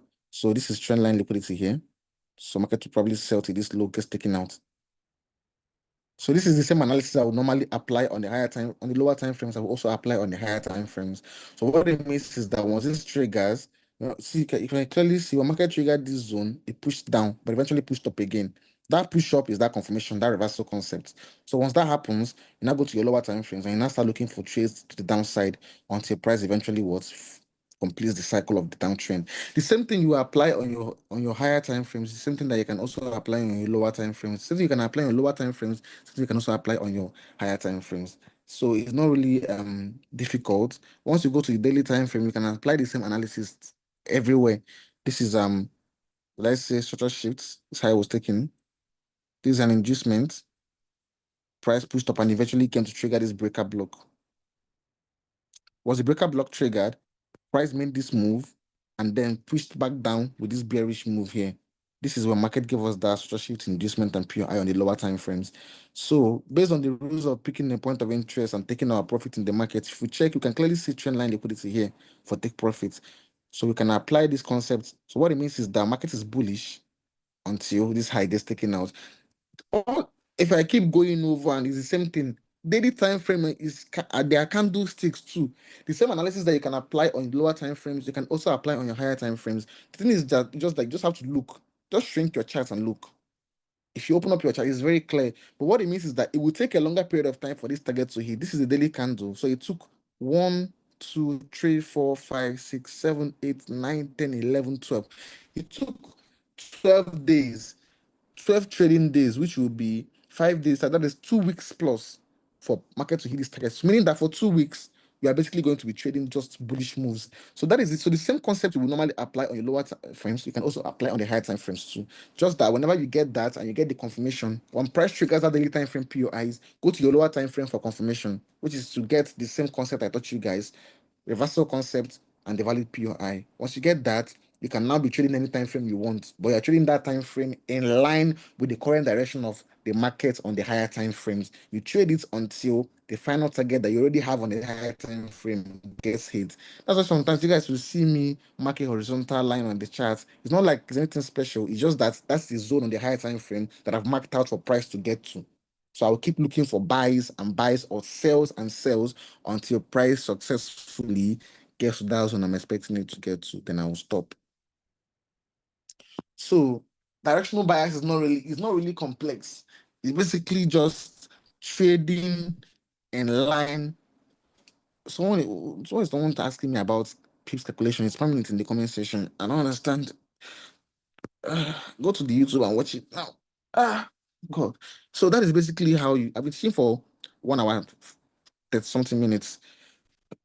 So that is basically it for directional bias. It's just that the same concept that you apply on the lower time frames, you can also apply on higher time frames. And if it's basically like something that is trending, you can apply the concept of drawing out your trend line and then drawing out the zones that price can pull to, then getting confirmations and then trading it. So if you have any questions, please raise your hands with no, not in the comment section. There is a sticker for you to raise your hands and please ask meaningful questions, please. Please.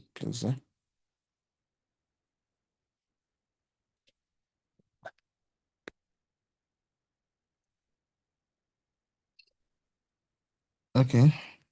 Western West.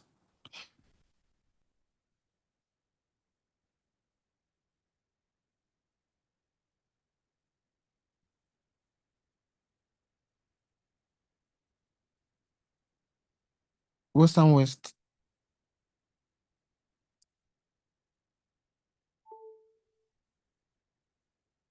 Okay.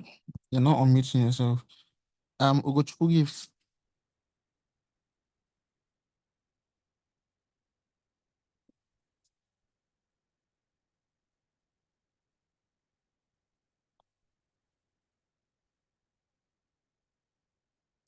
You guys are not meeting yourselves.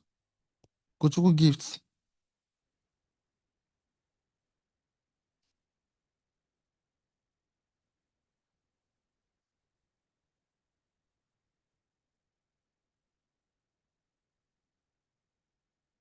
Okay. Mwapong. Okay, good evening, sir. Yeah, good evening. Please, I saw a situation on GBP JPY where on a daily time frame. Please, can you share your screen? Where you're having the buys, the first place you were showing on GBP JPY where you're having the buy.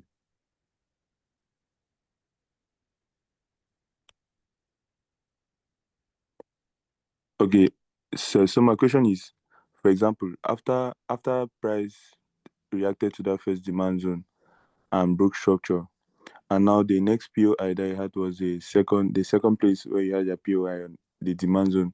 If price does not get to it, do you forget about it and concentrate on the new range that price has formed? It's not likely that price will ignore it now. If price ignores it, then you move on. But you most likely just have to wait for it to trigger. You won't enter the market without a POI getting. That's why they have a POI for a reason. Your POI will trigger before you enter the market. If it does not, you move on to another pair. Okay, sir. So if price does not trigger your POI and break structure, when you come back to analyze that pair, you focus on the new range. That is if it completes like the cycle of the new trend, like the daily time frame, if it makes like a new higher high, then most likely you can forget the new distance. Okay, thank you. Yeah.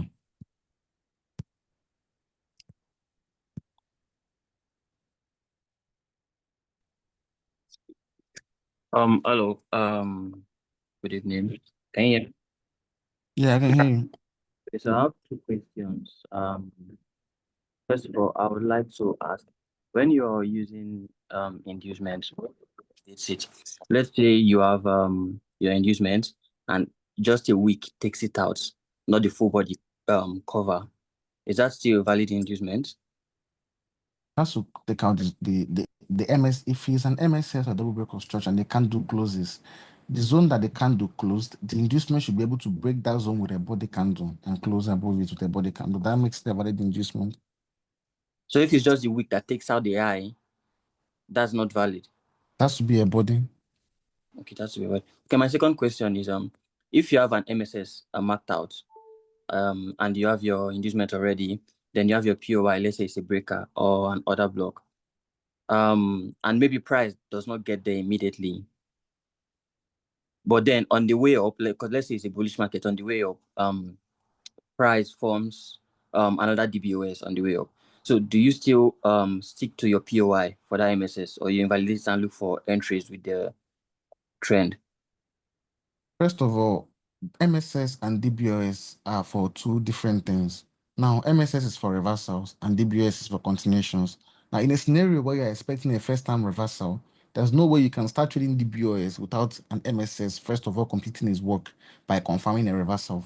So if you get an MSS and then a DBOS gets formed before the POI of the MSS gets triggered, but what you're looking for is reversal for the first time, you focus on that MSS POI first. But if market already gave you that reversal concept and then triggered the PO and is now moving up, then it gives you another MSS on the way, but continues to give you like more DBOS. You will focus on the DBOS because you're trading continuations and DBOS for continuations and MSS for reversals. So it depends on the particular thing that you're looking for. That or it now whatever you're looking for will tell you the concept you're going to use and trade it.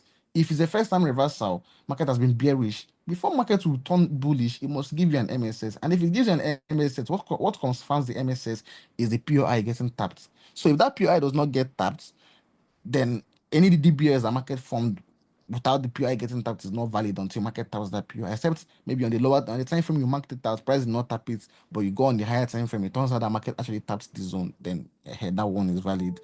But if market did not tap the POI at all for the MSS, wait for it to be tapped, even if more structures has been broken or market made more zones. Okay, thank you. Sorry, one more question. Sorry. So let's say you have let's say you're trading continuation, DBOS, but then you inside the continuation, you have your POI inside the liquidity. I know the last class you had the liquidity trend line. Let's say then your POI falls under the liquidity trend line. Do you still take the trade? How do you invalidate that liquidity trend line to be valid or to be one you can take a trade within? Liquidity trend line is only is only used when you are looking for where to place your take profit levels.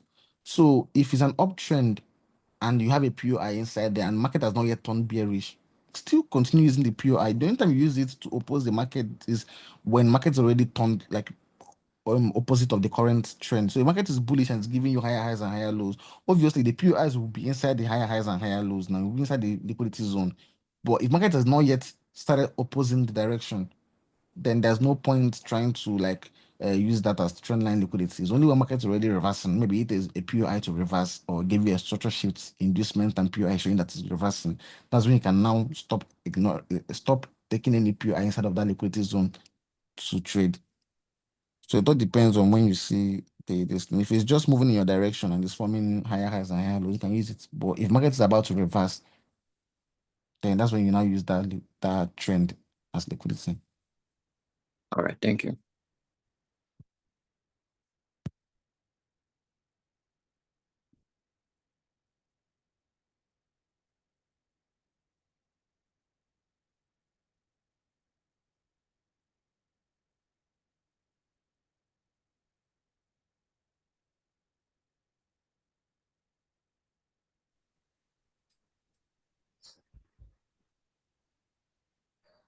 Hello. Hello? Yeah, hello. Yeah, good evening.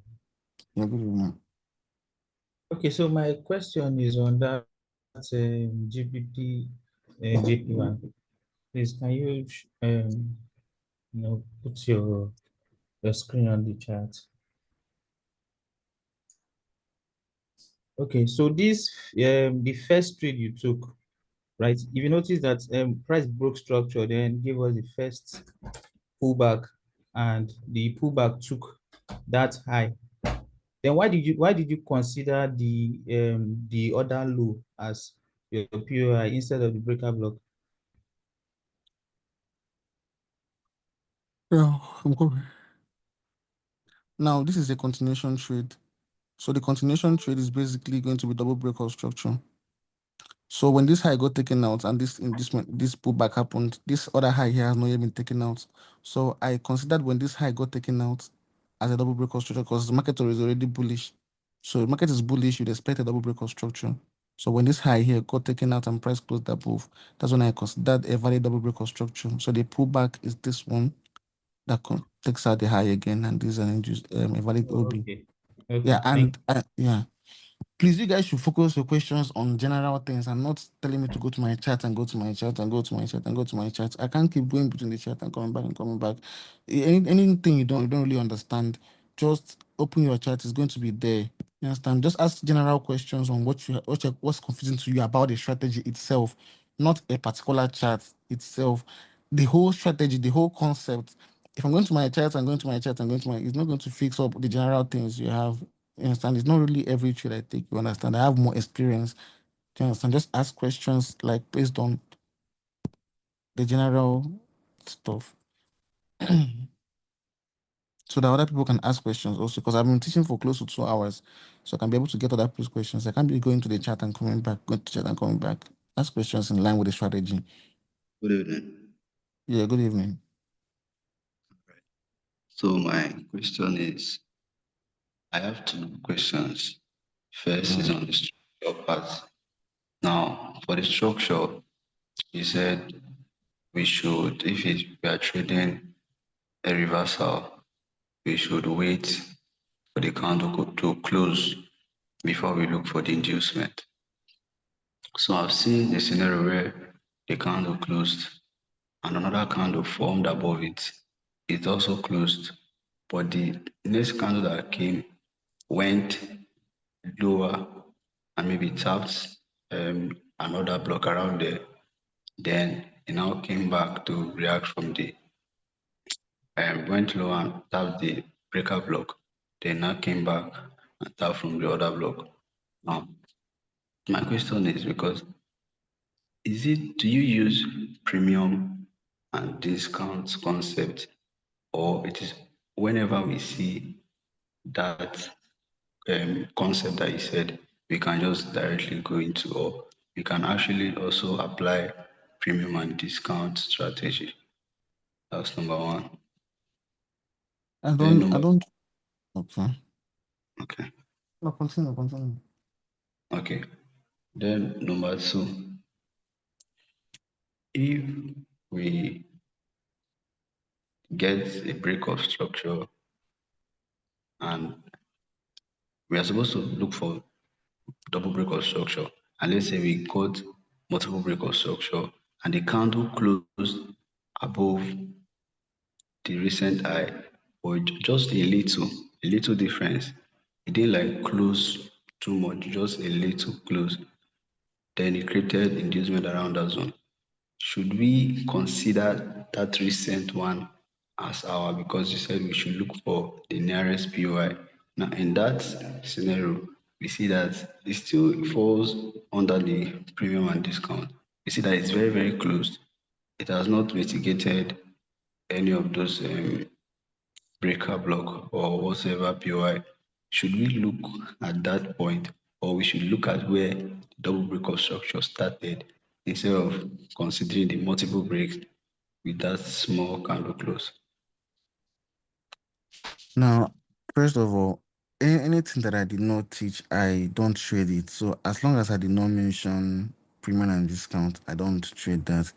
Secondly, whichever zone in the market gets taken out, it's not just a double break of structure. If it's multiple and price closes above any zone, whether slightly or hugely or whichever way it does, as long as it's valid and closes above that zone, gives an inducement, the nearest POI is what you're going to pick. Most of the time, the POIs actually stay on the same line. Like the one, the nearest POI, and they maybe like the other one below. Even if you draw it out, all of them will probably be on the same line. So price may touch the nearest one and still be able to go a bit inside to still touch the second one, but they will all still be in the same line. So just apply the same concept that I taught you there and you'll be able to get this.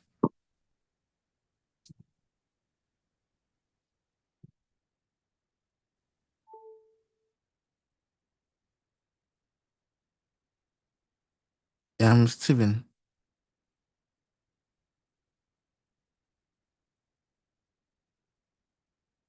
Steven, please, if I'm asking you to unmute, just unmute because we have to hurry. It's going close to 2 hours and okay. If I skip you, I'm not going to come up again. I'm asking people to unmute, they're not meeting. User,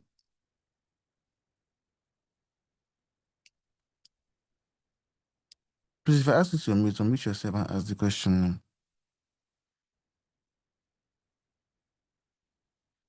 User, Evening, sir. yeah, good evening. Yeah, my question is based on your inducement. If you should mark your inducement like your inducement is somehow far from your entry, is it still valid? I don't know if you get the question.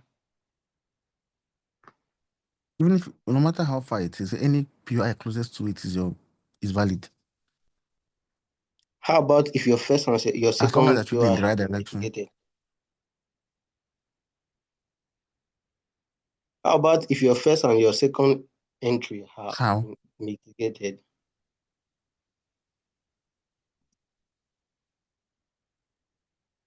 So are you hearing me? I can hear what you say. What I mean is that if your inducement is far, let's say your valid entry is your order block, which is the first entry and the second entry have been mitigated, and your other block is your only valid entry. So You pick the other block now.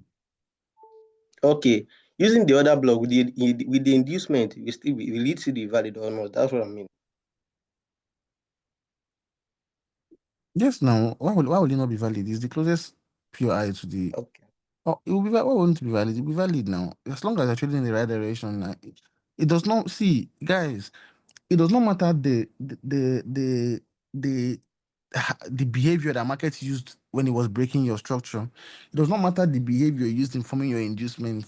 It does not matter even if you did backflip to form your inducement and it did front flip to even if it's 100 kilometers, as long as you've analyzed your trade, because I don't really understand most of people's trade. As long as you've analyzed your trade, you got your direction correct, you got your market structure shift correct, you marked out every possible point of interest, then there is an inducement. The inducement is the pullback that market will give you after the double break or structure candle closes, or after the MSS candle closes. That retracement into that direction it came from, that small retracement, or even if it's a huge retracement, before market will eventually go out and take out that candle that caused that MSS or double break or structure. That is your inducement. I don't really understand how I have to explain something again. If you're having difficulties with inducement, I see someone asking the question, go and rewatch the videos, backtest the inducements. Like I can't, even if I stay explaining it from today to next year, if you don't go to the chat and forward test and get your own experience, you will never understand what I'm teaching. I don't understand how else to explain this. I've tried every possible way to, even today's class, I still drew it out and explained this. It does not matter what market did before any of these things happened. As long as it happens, and as long as it follows your concepts and your confluences that you need to take a trade, then take the trade. There's really nothing more. We're not complicating anything here. Uh, like we are not focusing on how far price it took to come to any POI, or how long it takes, or no, that's overcomplicating things. So please, if your question is based off of all these things, please remove your hand so I can answer the question of the people that actually have questions in regards to the strategy, because I don't really understand. Like, stop inventing things, stop inventing ways that market will react. Is You guys are complicating a lot of things, and I wanted to say something by the end of the class, like when people have finished their questions. But now I don't really the first question, second question, third questions, they are not really following up. Do you understand? So if your question is actually very serious about what I thought, but if you guys follow this and reach 11 or it's even like 2 hours already, I will do this thing and then we'll meet another person. Right. Yes, you still need your own personal experience with this to actually Hello, understand sir. very well. Yeah, Hello, sir. hello. Good evening. Yeah, hello. Good evening. Okay. Assuming that Sir, be a I have tactic, like, I'm meeting on the Hello? I'm meeting on expected. Me get me Hello? not work on me. I have Assuming no that Please, if be you like, no, who hello, they talk now. please no, talk Sir, to no. me. what is for the equal highs Hello? and equal lows? And What is then the Hello? Mark, liquidity? this is your first entry, Hello? Hello, sir. second entry. For example, first entry no closer to your inducement. Hello, Yeah, who sir. is Then an talking? price able mitigate first entry. So who is talking? I don't even know who they talk. Hello, sir, please. I'm What so if for the equal confused. high and equal low, the liquidity is a bit like, Ah, for the I equal beg high and if equal you're low, the liquidity, one is a bit higher than the other. Should I still count it as an equal high? how? Like, for the if I see two eyes on the like two eyes like the for the liquidity concept you taught us for the double top. I mean the you understand and the equal eyes liquidity you told us and equal load.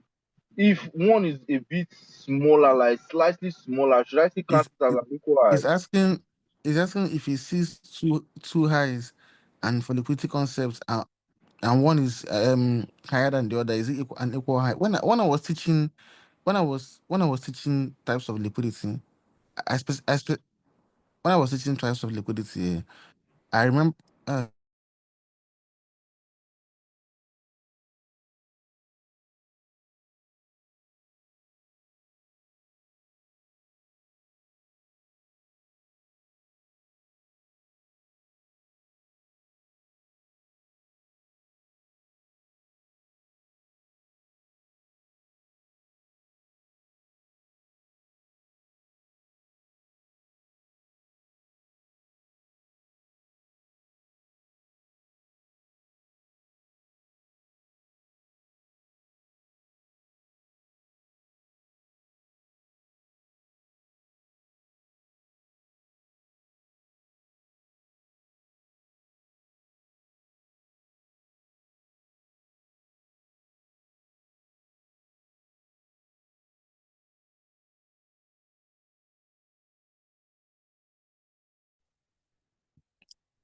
Now he was asking, he said, if market gives you an equal high and one is higher than the other, if it's a valid inducement.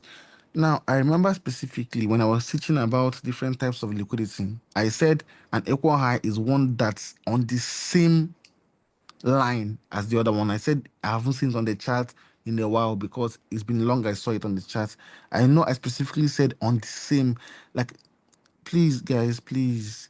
You guys should also help me out now. I'm trying to do this for people that have main questions to also ask their questions. The time is going and it's more than 2 hours already. There are things that if you calm down, you will actually understand without having to stress about it. I said on the same line on the video, I said it when I was teaching now. I said I haven't seen it on the chart in a while because it has to be on the same line. I even drew it with the line. So obviously, if market does not follow what I said, it's not a valid liquidity. I don't know.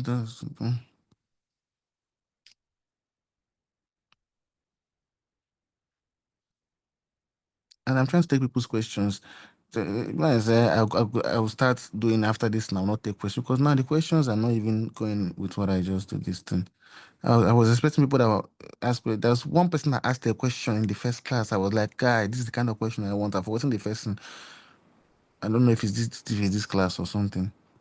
But yeah, Moses Joseph, please.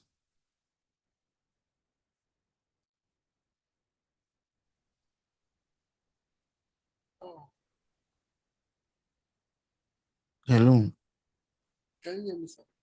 I can hear you. Okay, I thought I was left out. So I just have two questions. The first question is how do I saw you take some trade on gold, and the way you do calculate the nearest high before the reversal when it do make that higher high. That is the first question. And my second question is that I also do something like taking some trade on same but your market structure shift is not the same. I don't know the way you do people in your league. Because if you are using the swing, your inducement won't be in that place it is. I don't know if you understand me. I just notice you don't pick swing in market structure most of the times. I don't understand. What do you mean swing low in market structure shift? Like the market moves in higher high and higher high, and the higher low is a swing low.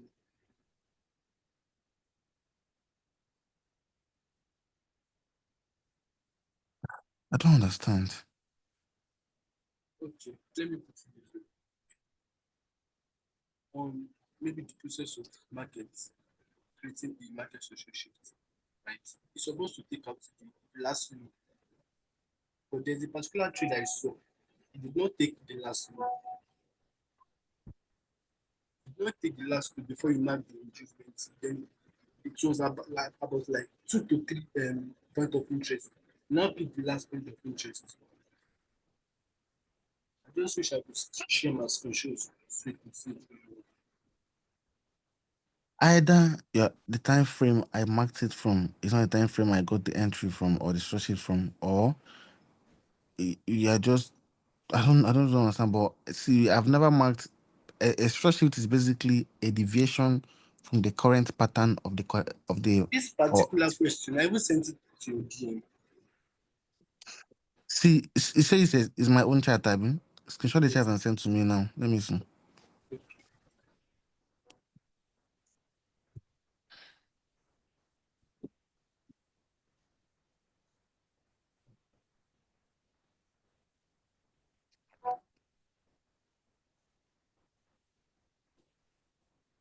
My phone has died too.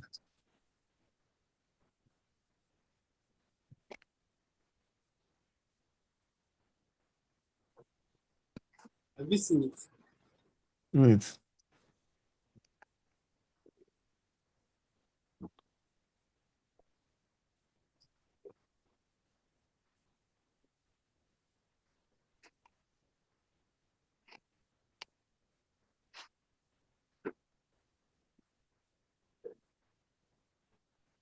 So I don't understand. That thing you said code. Where exactly is the question from? I don't really understand. You check it now. This is the last screenshot I sent. Mm-hmm. You said it's my trade. Okay, wait, the last screenshot. Wait.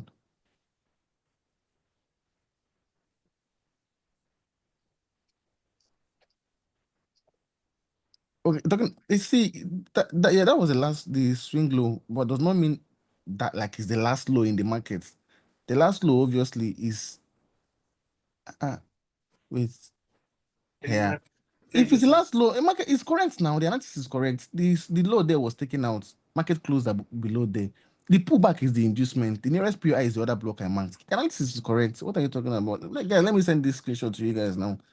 Yeah, So you said the market structure is after the last low. If you break the last low and you not use the last low as the market structure shift, that's why I was this last asking. low. I said when Because the market inducement did not come after the last low. I said an inducement is gotten after a market structure shift. I don't wait. I'm coming. I will show the distance to the people here. They use the hand answer because I don't understand if it's the same class all of us. Wait, I'm coming.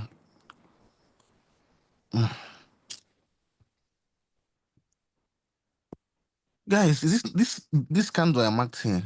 That's the last low now. Price took it out. The next pullback is the week.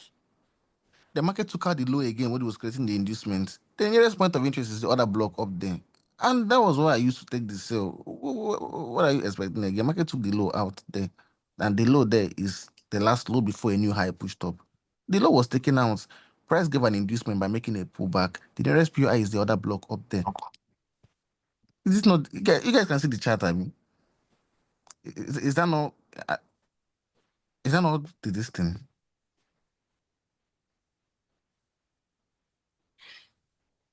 So what else are you saying? How do you catch that your nearest high when the market is in uptrend? Someone was asking this question. There's an average move that gold does, depends on the pair. That's when you need experience in the market, or you can just Google some things, or just go to the charts of what you trade. Check daily candles, check how many pairs move on average. Then you can implement it on the next trades you take if it's at an all-time high. You can just give us a clue one. What? You can just give us a clue. A what? A clue, like just an idea on it. I don't understand. Clue like what? I don't know the pairs you trade now. Go to the pairs you trade and check You how many trade same pips. pairs as you. Why would you be trading on the same pairs I trade? To go to the pairs you trade and then check the moves that market moves on a day. Check the daily time frames. Measure. There's a measurement tool on Trading View. Measure from the open of the day to the closure of the day, and you get the average move your pair makes daily. So if a new day comes, you already know how many pips you're expecting the market to move. So if you get a POI, your pips movement will be at there, and it's only for all-time highs. And it's not a beginner class, self. I don't confuse you, seriously. How which is not a clue like what? Market is not subjective to one this thing. Market is dynamic. So next month, market average movement can change to. There was a time gold was 100 pips. There was a time it's 200 pips, 300, 500. All you need to do is just go to the chart. It does not take time. Take your measurement tool on the chart, daily time frame movement for a day, it moves 200 pips. Okay, the next day, it moved another 200 pips. The next day, 200 pips on average. If you take a trade at an all time high, you take it 200 pips. And why are you trading only the same pair as me? Trade other pairs too. No, I like to study you. Because if you study, this thing is not going to be hard. Plus, I have experience. I've seen the same thing since. Nah, guy, I don't. I don't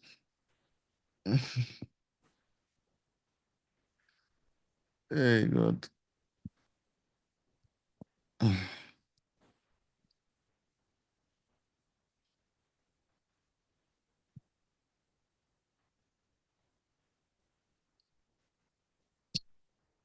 Yeah, I'm asking someone to unmute themselves, please. Because it's 11 o'clock. I started teaching from 9, it's 10, 11, it's 2 hours something.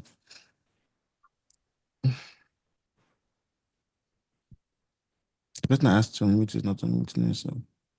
Prince, Good evening, sir. yeah, good evening.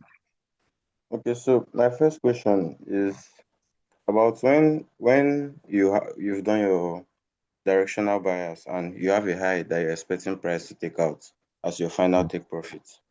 Before Yeah. price gets to that high, when you take out like some liquidity zones, price like makes like minor reversals. So when we get those reversals, if we want to when we want to continue trading back up, do we like still use double break of structure, or can we use market structure shifts when price like makes those reversals like at the end? It depends on how long the reversal is. If the reversal goes on for like an extensive period of time, Yeah. like that, then before market will start pushing up, let's say the reversal happened for like hours and then it's like a long reversal, then you can use MSS to get market going back up again. But if the reversal was just for a, like, let's just say one or two pullback and the market continues making more structures, then double break of structure. But if Okay, it's then when, because sometimes when you have your inducement and you have maybe your inducement, you have your inducement and you have your breaker block. Some of the times in the market just goes out, take the most recent high and come back to use your break the place you entered from as inducement and take a POI from below, even when there was an inducement before that one. then you picked the wrong break now. You're not paying attention to the first double break or structure, the first MSS. Are picking from the recent one and not the one that actually like started the whole thing to her, the first structure. Okay, sir. Just Thank just, you. just pick your structure well. Okay, thank you, sir.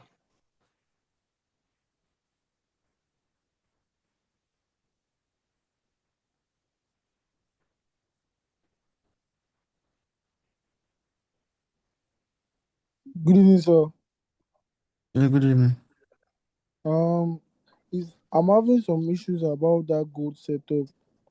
I was one asking about the other block. Then, like you said, as you go to Google and search about the other block, I was very very confused by the because you told us that the other block must be engulfed by by the new other block. I know, but like I said, there's also different ways that other blocks present itself. That's an other block. I'm coming. Let me see if I open up on chat. Like I said, no, this is not this is an other block. Yeah, there's a bearish candle, there's a bullish candle. The bullish candle did not engulf, but there was a third candle that came up that eventually engulfed the two of them. So that is still an other block. So your entry will just be picked at the demarcation of the three of them, 1, 2, and 3. I don't know if you've not seen this kind of other block before. It's called a demand zone, but it's an other block. It's a three candle other block. There's another Okay, block that also looks like a doji candle. That's logical. just another block. Yeah. All right, sir. And again, on that gold. After you confirm your direction bias, you add your double break of structure and your inducement. But if you go back there, you see there is another breaker block, but it was not medicated. I don't know if you can go back. You see it there. It was not medicated. I picked the right breaker block. The breaker block you're talking about, even if I mark it out from there, why I didn't mark it out is because it does not really have the shape of an other block. But even if I marked it out, the SL level will still be able to enter the other breaker block that I marked out. So they are all technically still on the same line. Is correct. Okay. Anything I analyze is correct there. All right, sir. Thank you, Yeah. sir. Mm, Thank you. mm.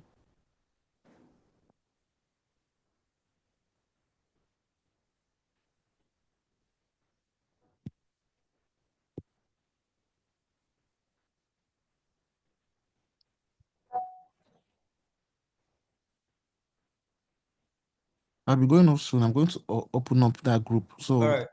if people type questions, I Hello, may just Tony. respond because I don't really. Yeah. Hello. I'm actually kind of confused on double break of structure. Now, in some charts, when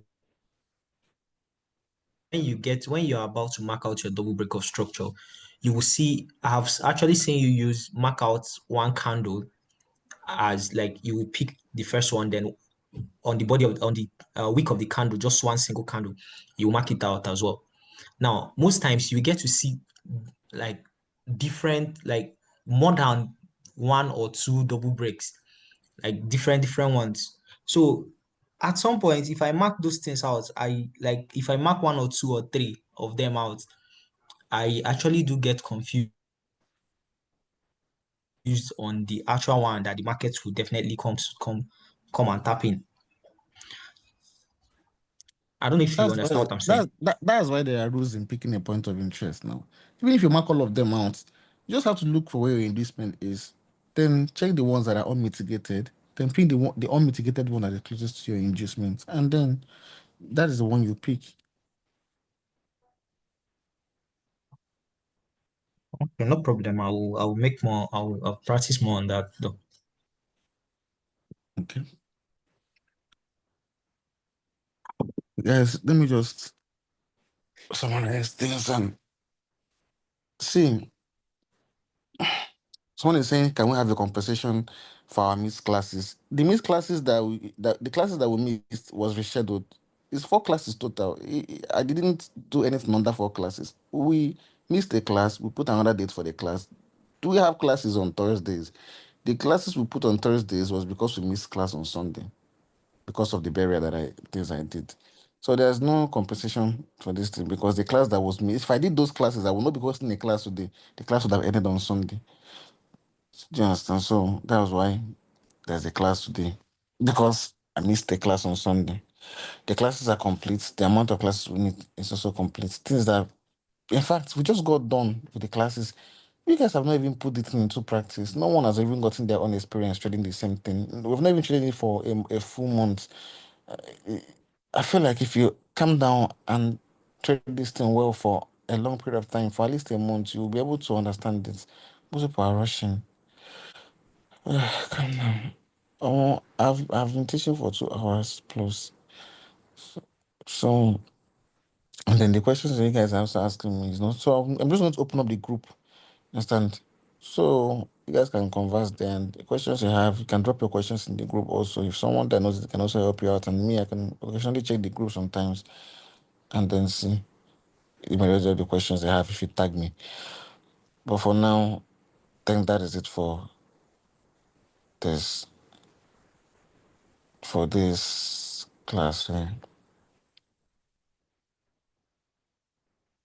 So the Zoom recording is going to be available once it's done processing. Just imagine if all these things did not record. Just imagine if all these things did not record. But overall, what you guys should focus on is not to try and complicate trading. Trading should not be complicated. If you trade just one thing 2 times in a week, trust me, you have a higher chance of being profitable than someone that looks for 100 trades in a week, trading different things. Focus on risk management, number one. Focus on having a plan to trade with. If you trade less, I trade just 3 times in a week, or else I try to. Simply because I already have some kind of knowledge on technicals does not mean I'm above mistakes. I'm just 2 years into this trading industry. I've only been trading forex for 2 years, so I still make my own mistakes. But I try to trade only 3 times in a week. That way, even if I hit just one TP, with the kind of RR I have, even if I have 1:5 RR on the first trade, there's no way I will lose the next 2 trades and I will be in loss. Even if I take the next 2 trades as losses, I will still end the week in profit. But the thing is that I can if you take much more amount of trades in a week, that's when your percentage risk will be lower. But me, I trade 3 times in a week. Sometimes I can do my percent 20% or 10%, knowing that even if I'm risking 10% per trade and I trade only 3 times in a week, at the end of the week I'll be down 30% if I lose all 3 trades. But if I hit just one TP and win and lose the remaining 2, I will still be in good profit. So one thing is planning, and another thing is limiting the amounts of trades you take to just trading what whenever the market presents as a setup to you. So that way your mind will be calm, so you can actually trade well. And at the same time, you've already planned everything. I have a plan for when the market, for when I hit 2 losses. I have the plan for when I hit 1 loss. I have the plan for when I hit 3 TPs. I have a plan. That's why I'm able to scale up. I plan everything I do. If I open up my notes, I have a plan for trading $100 account, 1K, 2K, 5K for me. So at the end of the day, I have a target that I'm meant to hit. I have a plan of what happens when I hit two TPs and one SL. I have a plan on how many withdrawals I'm making. Those things will help you go fund. At the end of the day, you need capital as a trader. Forget all these things that we do. One of the reasons why you see me stacking positions sometimes is just because I'm trying to scale up to a level where I can comfortably have a percentage risk and stick to it. If that was the trade I took, I turned $300 to 17K. Eventually, that 17K became my capital. So I can now risk like 10% per trade. If I risk 10% of 17K, that's 1,007. If I do 1 is to 10 risk to reward ratios, that's 17K profit again. We're risking just 1,7 in one trade. I don't have to overdo it. But once I do that, my account is already going to be at 40K. You understand? If I take another trade and I lose 10% at 40K, 10% of 40K is 4K. If I lose it, I will still have 36K. If I risk another 10% of 36K, that's 36. If I lose it, my account will still be at around 32K, 33K. So can you see how I'm able to still close the week at more than 20K in profit just by sticking to 10% risk per trade? So that's just it. So plan your trades, plan yourself, and then what trade only the concept that you are taught. Do you understand? There's no need adding other things to it. Don't complicate your trading. Make sure you have the market will, like, there's no particular way that market does something. You can watch market give you a break of structure, and before it happens, it will just go straight and break the structure once without any other candle coming out. And on the next time the market breaks structure, it can use two candles. It will try to break the first time and they will not break. Then another candle will come up will break it. That is still a break of structure. No matter how it happens, as long as it happens, then it's a valid break. So don't complicate things. Just focus on making sure that you've seen what you're looking for. If you actually focus on that, you're not going to complicate yourself. Most of the questions that people are asking me here, they are complicating themselves because they are way focused on me that have been trading the same thing since 2023, the same concept since 2023 till now, trying to get the same amount of experience that I have just in a month of me teaching them one thing. So build your own experience also, but you can use the blueprint that I've already laid out for you guys to now do that. So that is it for this class. I hope you guys enjoyed the class and I hope you guys understood what I taught. Trust me, if you stick to what I taught you guys, is a proven strategy with a proven track record and it works. It works. So majority of the times that would take losses, even me, I take losses. My losses, if I ashamed to post my loss, if I'm ashamed to post a loss that I take in the market, just one I did not follow my plan. I can wake up in a day and not analyze anything and just feel like markets will go in my direction and I would just fund and I would trade it. If I take that loss, that is not a proper loss because it was not planned. It does not follow how I trade. It's just basically me buying and selling at any place. So avoid trading like that because trading can be addicting. And then if you don't control it, it will control you and it will ruin you if you don't know what you're doing. Plan yourself and stick to the plan. Hope you guys enjoyed the class. And I'm going to open up the group for you guys. So, and also, once the recording is done processing, I'm going to send it to the group chat also. But for now, till we meet again.